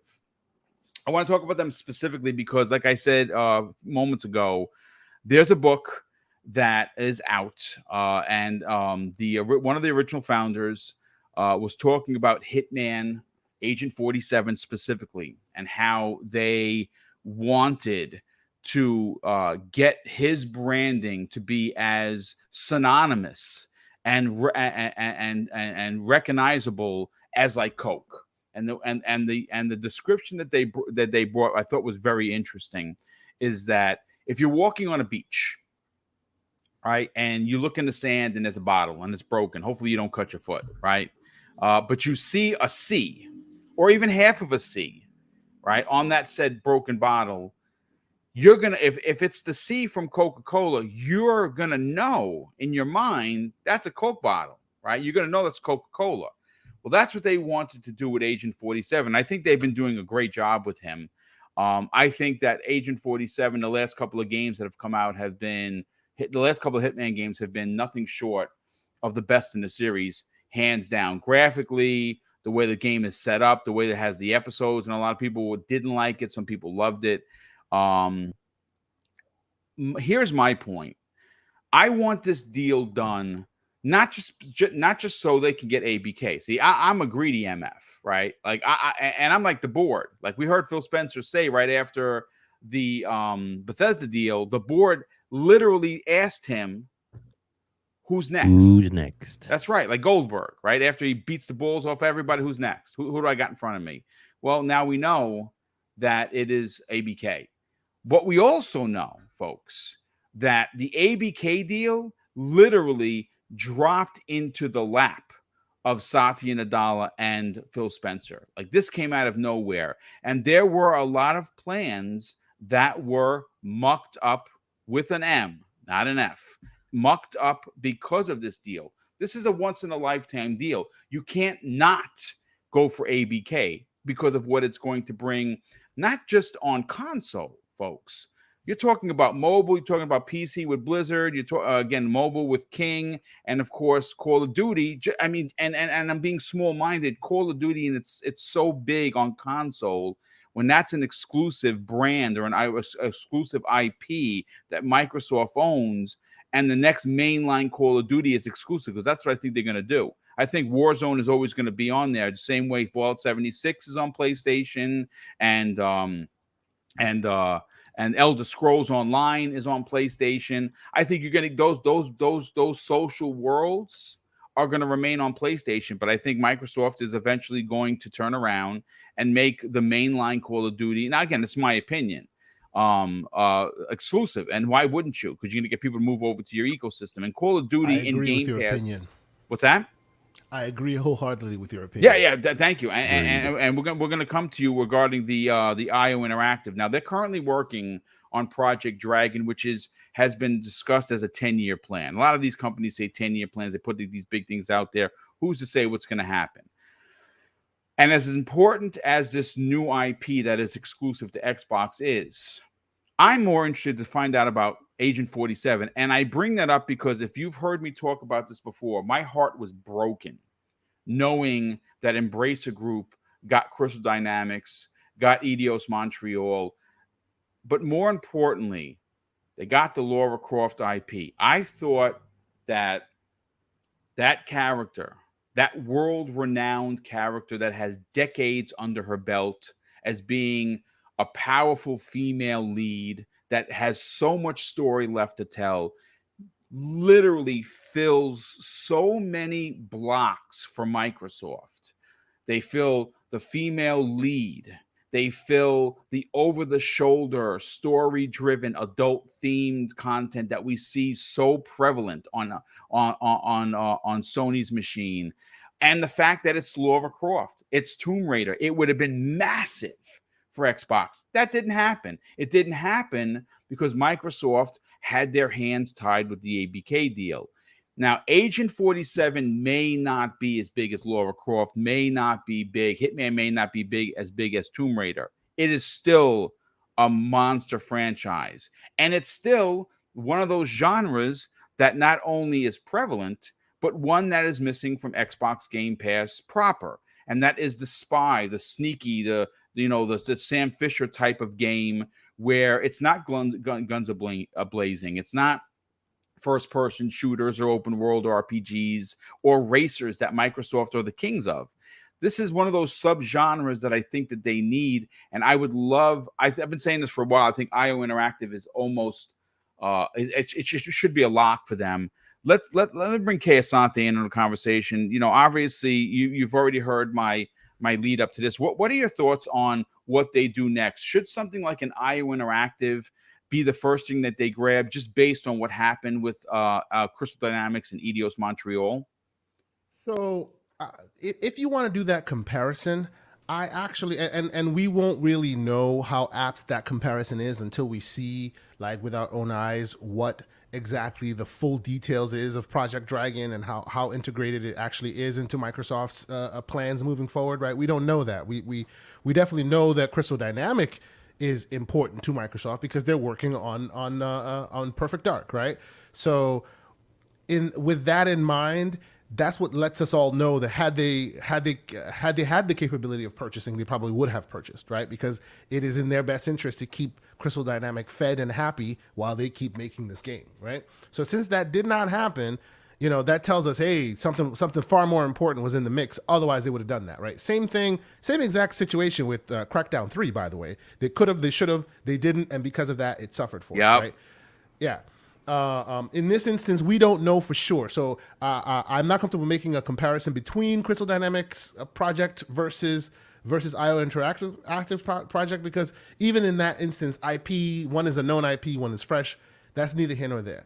What I will say, though, is as far as potential acquisition or future moves for the studio, what I will say is they are in a place now, Xbox is, where they're playing with a lot of very interesting IP, and there's a lot of very interesting rumors going around. And that will bring me to the whole 007 rumor that came and went, that no one saw hide nor hair of.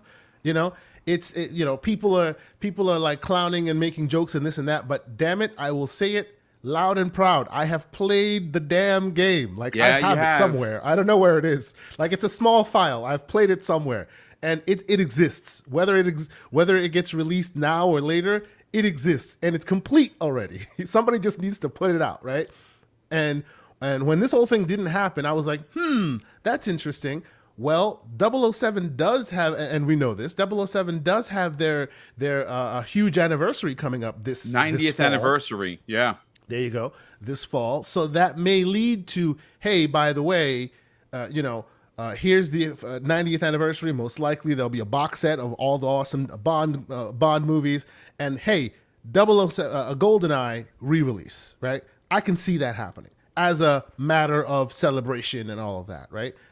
That at that point would also be a very interesting time for them, IO Interactive, that is, to show off their new Bond game. Indeed. Right? Because it's all kind of connected there. Here's the old Bond. Here's a new Bond. It's all talking about Bond, right? And as has already been noted by everybody in here, Microsoft is in the business, like, they are right now in the business of content retention. They want to get content in. They want to keep content in. They want more content, more. And although they like the third-party content because it gives you that Game Pass effect, there's nothing better than software that's in your ecosystem that can't be found anywhere else. And you also have control over. You have control over it. Even control is neither here nor there. That is definitely a big factor in the equation, and that's why they don't really tend to play with other people's IPs. So that is definitely a factor in the equation. But just in general, it is always a better selling point to say, hey, see this game, this special unique thing, it's only available here, right? Obviously we've seen the money hatting that has happened on the other side, and anytime Microsoft has tried that on a rare occasion, that tends to not go well for them, right? So I do think that as they have these teams that they have contracts with, Asobo being one, the folks making Contraband, and of course IO Interactive, there is a world where those are all, and I think shout out to the best meme in the business, Mr. Jeffy Grubb. He already speculated that these are all just trial runs for potential acquisitions, right? But that was all before the Activision Blizzard King thing came into the mix.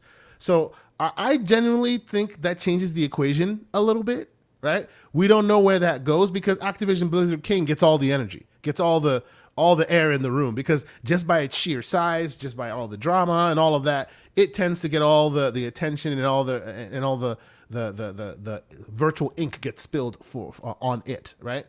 But in a world where, as you guys have already said, where, you know, the deal closes early, integration goes well, it may not necessarily be any more drama. Now they're under the Microsoft umbrella, so it's all about, hey, keep it cool, get to work. Let's not be, you know, let your name not be in a newspaper anymore.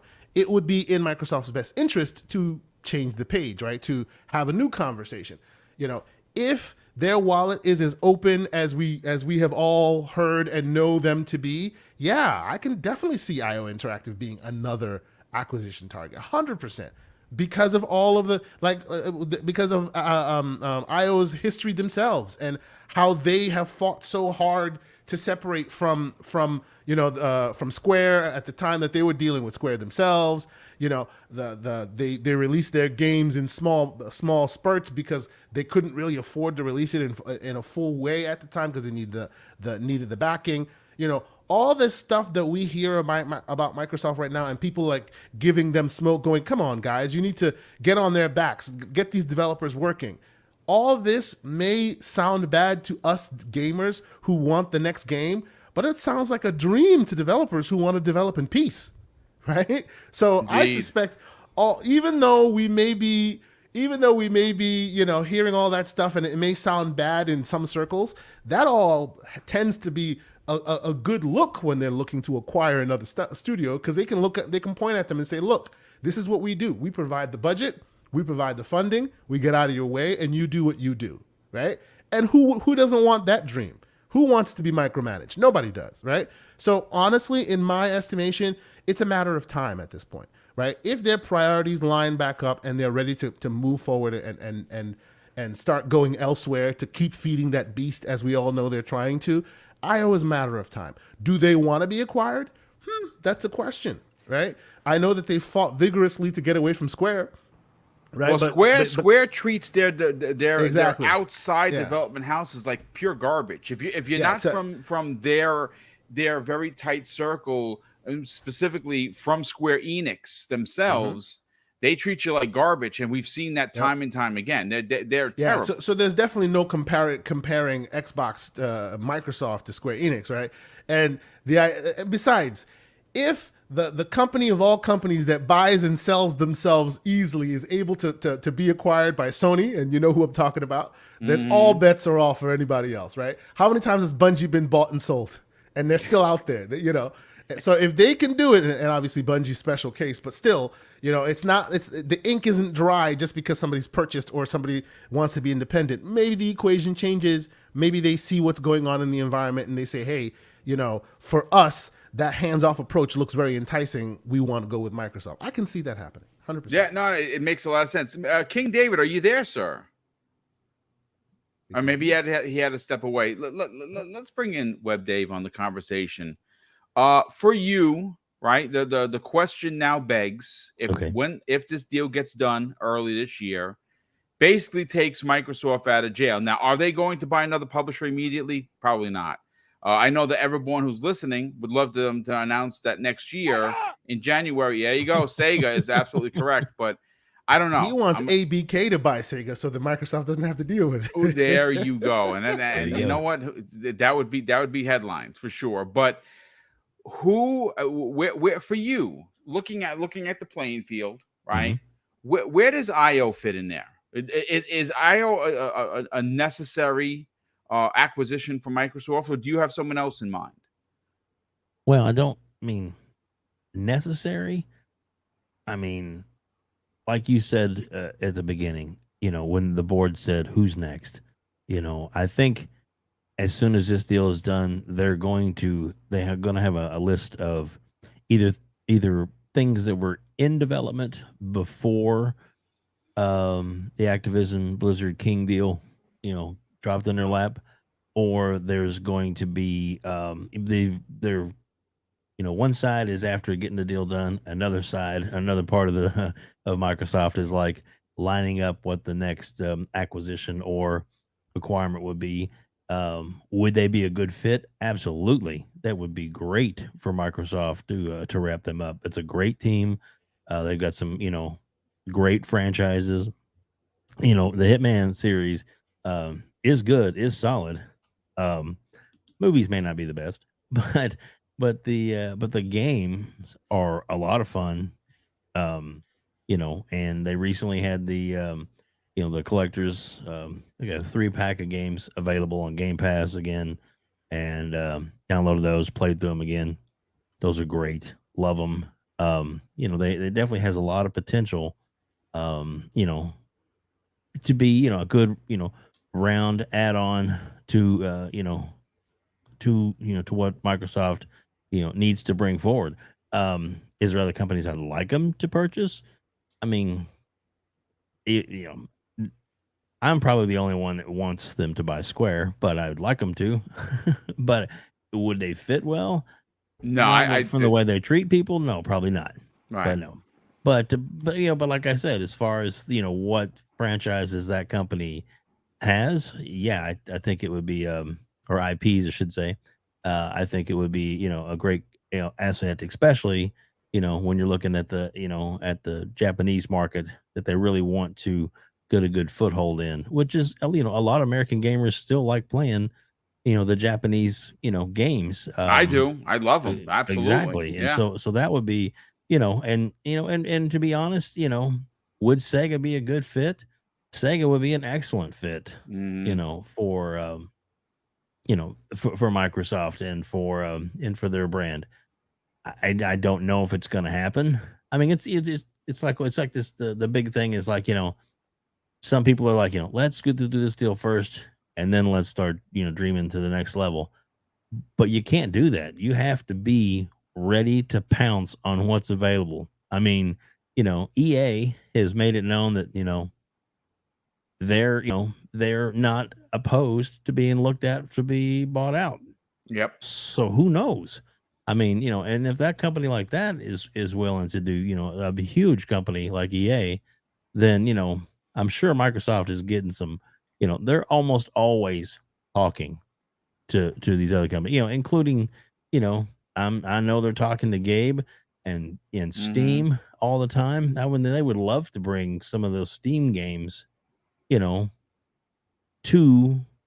or should I say they would like to have an even closer relationship with Steam, even though that they're thinking about working on their own handheld system that's in like you said R&D.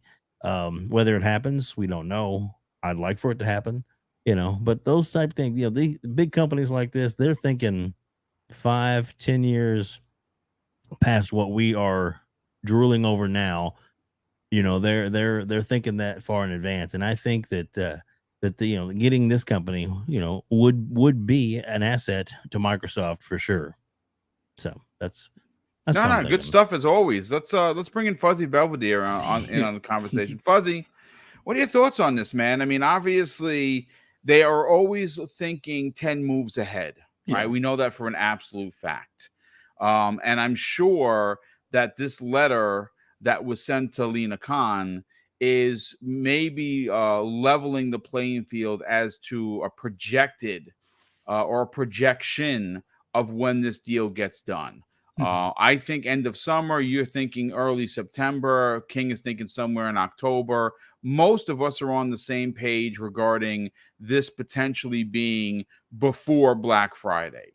Yeah. Web Dave has already given us some insight because he was a GameStop manager for many, many, many years about how a company could, in fact, send product markings to slap on a box because they don't have the time to make said box to put the consoles in there.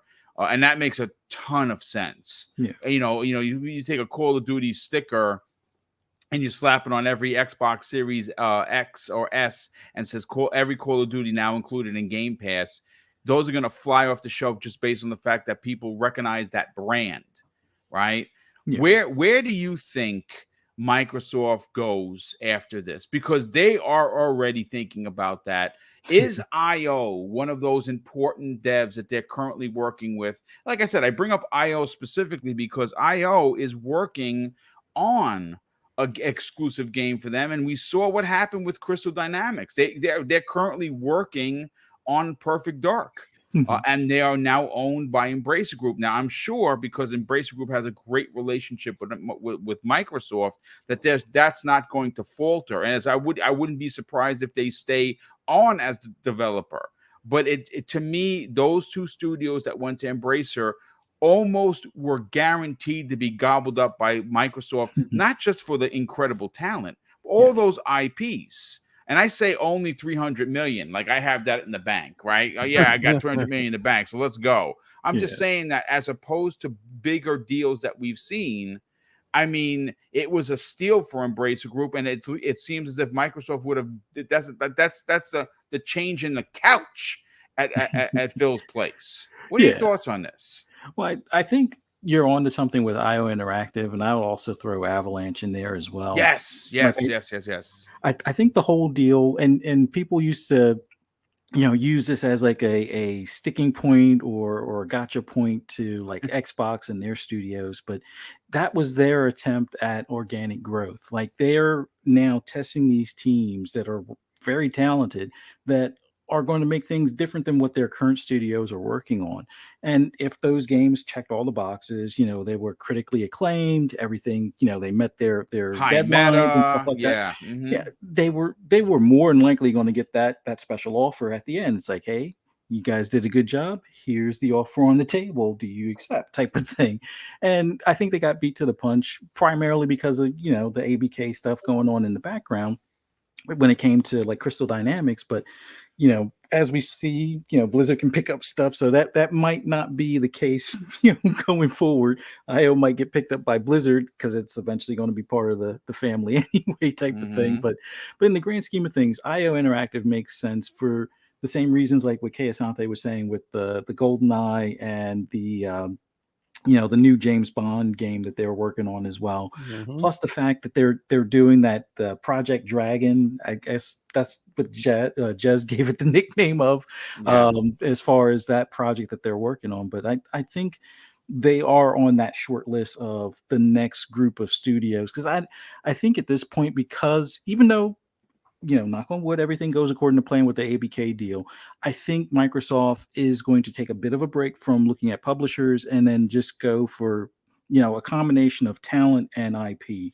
I know we've talked about WB stuff in the background before, and I still think there is interest in like NetherRealm and then Rocksteady as well. But that Rocksteady is more of, can the IPs come along with it? That's probably still something that they'll have to hash out, before anything is, progressed as far as a deal on that side of things. But I think NetherRealm, provided that this new Discovery WB merger stuff doesn't quite fit what they're looking to do future wise. I mean, I'm pretty sure if Gotham Knights and the Suicide Squad games do very well, maybe they'll give a second look at, keeping those studios. But I think in the grand scheme of things, they want to offload some debt and, focus on like their broadcast TV stuff that they're more familiar with. And I think those might be on the table as well. But in the grand scheme of things, IO, Avalanche, Certain Affinity, which they're getting an even closer relationship with Microsoft Studios now, with working with 343 on stuff.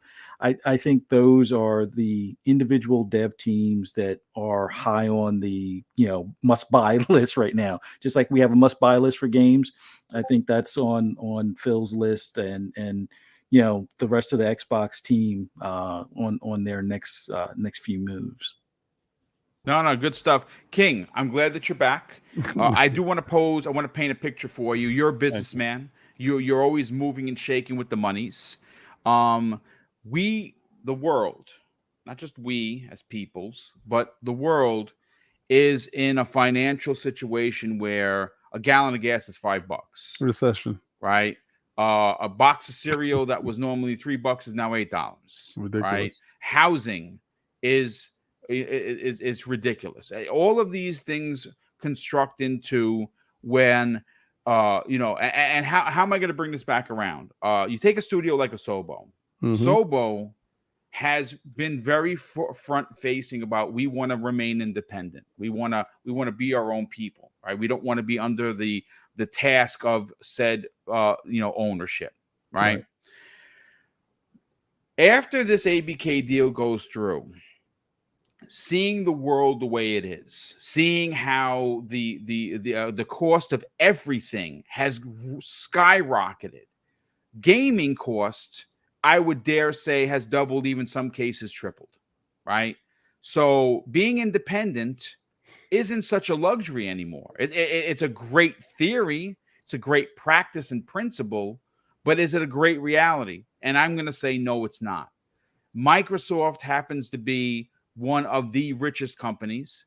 They are in a position right now where they are gobbling up developers and publishers and IPs and talent because they want to fill Xbox Game Pass and they want to make it the Netflix of gaming, which they have already, but they want to continue succeeding. For you, what does Microsoft do next? How big do they go? And is something like an IO Interactive top of the list for them?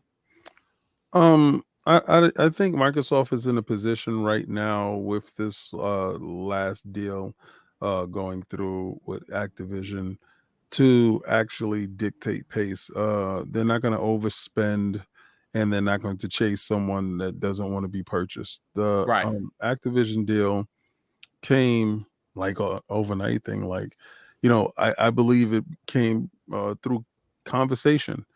Like you and I would have. And I find out, oh, you're selling that car? I didn't know that.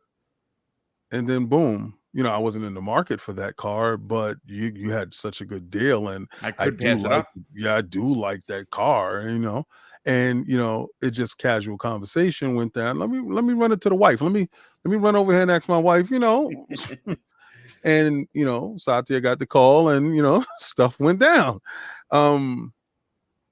I honestly believe that you really have to look at companies that are begging to be purchased, that are shoring up a lot of space, clearing up a lot of cap room in order to make acquisitions happen, trimming the fat, if you will. Yeah. Now, one company that may knock your socks off, that I think Microsoft will overspend for, and I only think it's one company that they will overspend for, because purchasing that company makes them the de facto RPG kings, hands down. Western, Asian market, doesn't matter. RPG kings of the world if they purchase Square Enix. Everybody squares up and down that the Square Enix deal is a lot going to Sony. I will beg to differ at this point right now. Nice. Because I see the inroads that Phil Dominus Maximus Aurelius Spencer has made in that Japan market. Specifically. Yeah, good point. He's made it his business to make that market flow how he wants it to flow. He's doing the right things, right? He's acquiescing to exactly the little idiosyncrasies to make this happen. I told Jeff Grubb on the show, everybody thought it was a one-off when the Series S or the Series X outsold the PlayStation 5 in Japan. And it just did it again. Yeah, I know. I told them this was not a happenstance. I said, can someone please tell me, why did 6,000 people wake up one day and say, I need an Xbox? And don't tell me it's because there's no PlayStations there. Thank you very much. It's I agree 1,000%. Yeah. Somebody put in the effort. Anytime you put in the effort, you go out to your garden and you plant. It may not bear fruit the first time, but you get better. It may not bear fruit the second time, but you get better. And by golly, once you get to that point where you actually learn how to bear fruit in your garden, because he's been planting seeds over there and he's trying to figure out exactly what grows. He didn't give up. And how many people said, oh man, give up on that market. They don't want you there. Well, obviously somebody's been lying to you Hmm. because they want you there. Now, let me paint this picture. Paint it, you artist. Once this Activision deal goes through, and you're not chasing Asobo. If you want to stay independent, God bless, keep working for us, and that's cool. We still get the milk. Hey, come in, whatever. We don't care. Flight Simulator is fantastic. Good work. Good work. Come back, do some more work. Good work. It's good. But what games have been eluding the Xbox platform that people have been crying for? Shout out to my man Addict, who can't stand the fact that the Final Fantasy, me personally, I didn't even buy Final Fantasy for my PlayStation 5 because I refuse to deal with these practices. Don't you think Phil feels the same way? Oh, I'm sure he does. We got Street Fighter, right? Yeah. Street Fighter 6 is here, right? Mhm. Because when Street Fighter 5 was exclusive to the PlayStation, that's stuck in somebody's claw. He couldn't stand it. You don't think this is the one thing? He done went out and got every basically RPG studio that he can get his hands on. Yeah. To fill it up with content. And he would leave it. He would leave it multi-plat on Oh, top of of that. That's to let it burn. Yes. Put salt in the wound. Yep. Yes, it's multi-plat. God bless.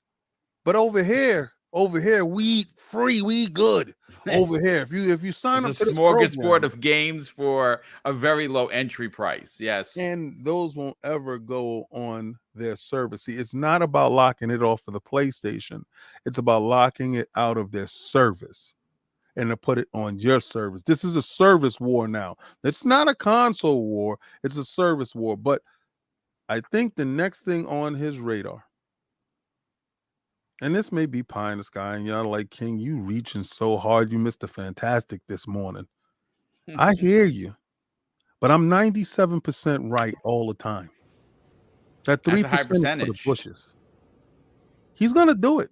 And when he does it, I'm going to be on Breakfast with Boom. I'm going to be on Late Night X Factor podcast. I don't care what it's going to be. I don't care what time it is. And I don't care what type of work I got to do to get it. I don't care if I got to take no dose to be on this show just to tell you guys, I told you so. And this is exactly what happens. Don't cross the man, because he's going to be standing there. Just like in Troy, when Achilles stand there and said, is there anyone else? Mm-hmm. And you guys gonna say no because you are the RPG kings. Yeah. Wow. Yeah. From your lips to God's ears, King. Yeah. We got Atlas. You're next. Yeah. I love what you're putting down, King. I love it. And there's a lot of truth to that to be said. I was for many months in the camp that there's no way Square Enix would ever go to anyone but Sony, but it makes you wonder. King brings up a great point. Dave brings up a great point. This has been one hell of a show.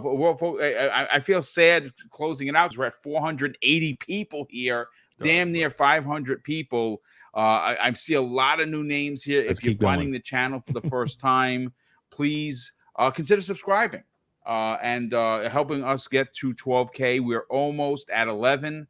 We hit 10K on with Lord King Crocs, actually, on the Iron Lords in January, which was awesome. Very, very heartfelt, warm. These are the ones I'm wearing today. Very nice. Look at those stylish Crocs. Look at you, King of Crocs. Absolutely. King knows his stuff. Real quick, I got to thank a couple of super chats that have come in.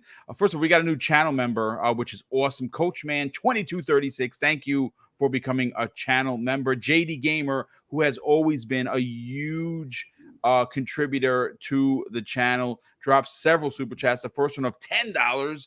JD Gamer, thank you for that generosity. He says Asobo is one of the most important acquisitions for Xbox.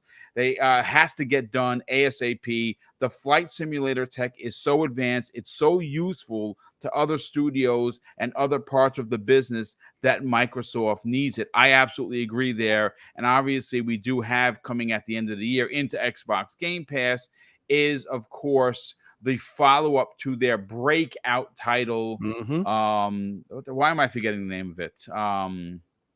Requiem, which is looks even better than the original. And the original is a masterpiece. It honestly is. JD Gamer drops an additional $20 super chat and says, I think Crackdown and KI taught Xbox an important lesson about dev studios being bought mid-project for Microsoft. Yeah. So I think that they don't want that happening to them again. Buying either Ubisoft or Embracer gives them all the devs that they need. Yeah, like I said, you're making Asante smile from ear to ear with the Embracer group, because that's what he thinks is going to happen. But I mean, yeah, listen, at this point, does anything surprise you after ABK? That'll happen. I'll go to Kay Asante's house and bring him a cake. Yeah. I love it. Brother, you'll be welcome. Man. But listen, ladies and gentlemen, thank you so much for hanging out with us for 2+ hours. We definitely appreciate the support. We hope that we put on a great show for you today. We had a bunch of really awesome guests that came in on the back end of the show. King, give us where they can find you with the Iron Lords and talk about what you got going on.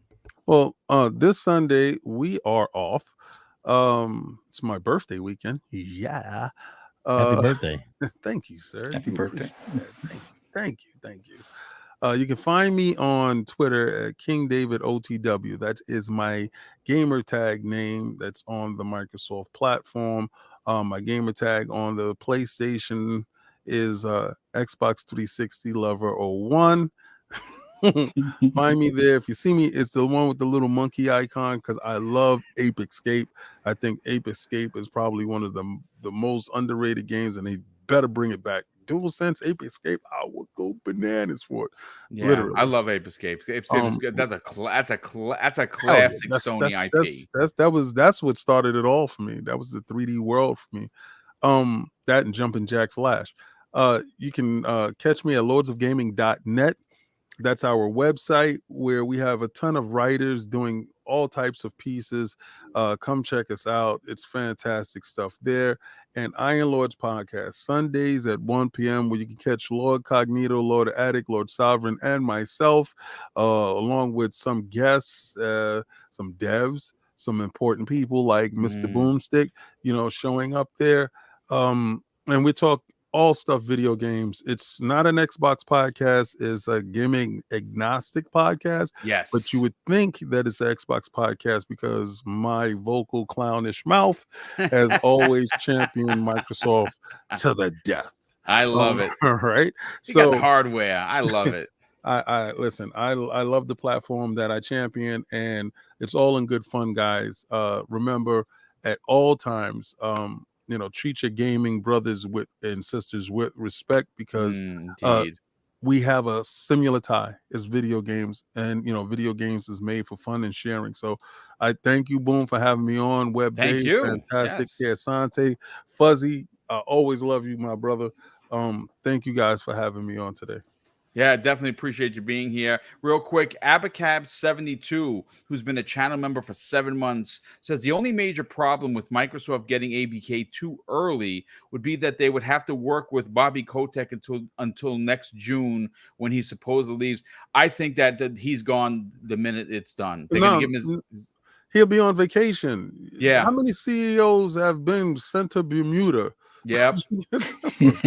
Yeah, and have no affiliation with it. Yeah, but he's not going to have any say in on it. They're going to get rid of him. He's a toxic MF, and nobody wants him to be a part of any conversation. Real quick, Raiden Blade drops an additional two super chats. 1 to £5 says, I want to address some people in the chat. Leave 343 to work. Stop comparing other gas to Halo and how bad it is. I play every day, but other gas games are older. Listen, Halo Infinite is a masterpiece. I'm gonna say I gave it a 10 out of 10. Look, the shooting mechanics rival Destiny. It is yes, it needs content. That's 100% yes. Yes, we need them to figure out how to be able to merge the armors, how we can put different pieces together in different colors. Yes, there's a lot of things that they need to do. But the groundwork for Halo Infinite, both in multiplayer and single player, is perfect. They just have to build, and they need content. And he says this with an additional £2 super chat. Congratulations on your New Year's Day, King. Oh, thank you. There you go. Okay, so Kay Asante, sell your brand, brother. You got a show tomorrow at 10 a.m. Eastern Standard Time called the Gaming Circle Podcast with Mr. Sega himself, Everborn Saga. Tell everyone about where they can subscribe to your YouTube channel to help you get past the 1K. And more importantly, we can check out that show and reach out to you on the social medias. I love that little Sega thing. Every time it pops up, it's Yeah, it's nice. It's hilarious. Sorry. Yes. I am myself and Mr. Everborn Saga will be hosting the Gaming Circle podcast tomorrow. We've been having a lot of fun. We did a Steam Deck review during the week on Tuesday, which was unusually more fun than I thought it would be. A lot of people joined in there. We had a good time. So I think we might actually extend that conversation a bit more. We're Everborn finally got his email that his Steam Deck is on his way, and now he's deciding whether he wants to sell it or actually play with the thing. So we shall see. We'll have a conversation about handheld gaming and where it's heading, and if it's dead or if it's still lively. Whenever we have these conversations, Nintendo's nowhere near the conversation because Nintendo's in the corner being Nintendo, counting their bucks, as they do. But yes, TKO Asante. Twitter, Xbox, PlayStation, wherever you want to find me. I will not give you my social, so you cannot find me on Nintendo. But yes, the Gaming Circle podcast will be Saturday, 10 a.m. Eastern Standard Time. Join myself, Mr. Everborn Saga, where we get a little slanderous. We have a little fun with the community.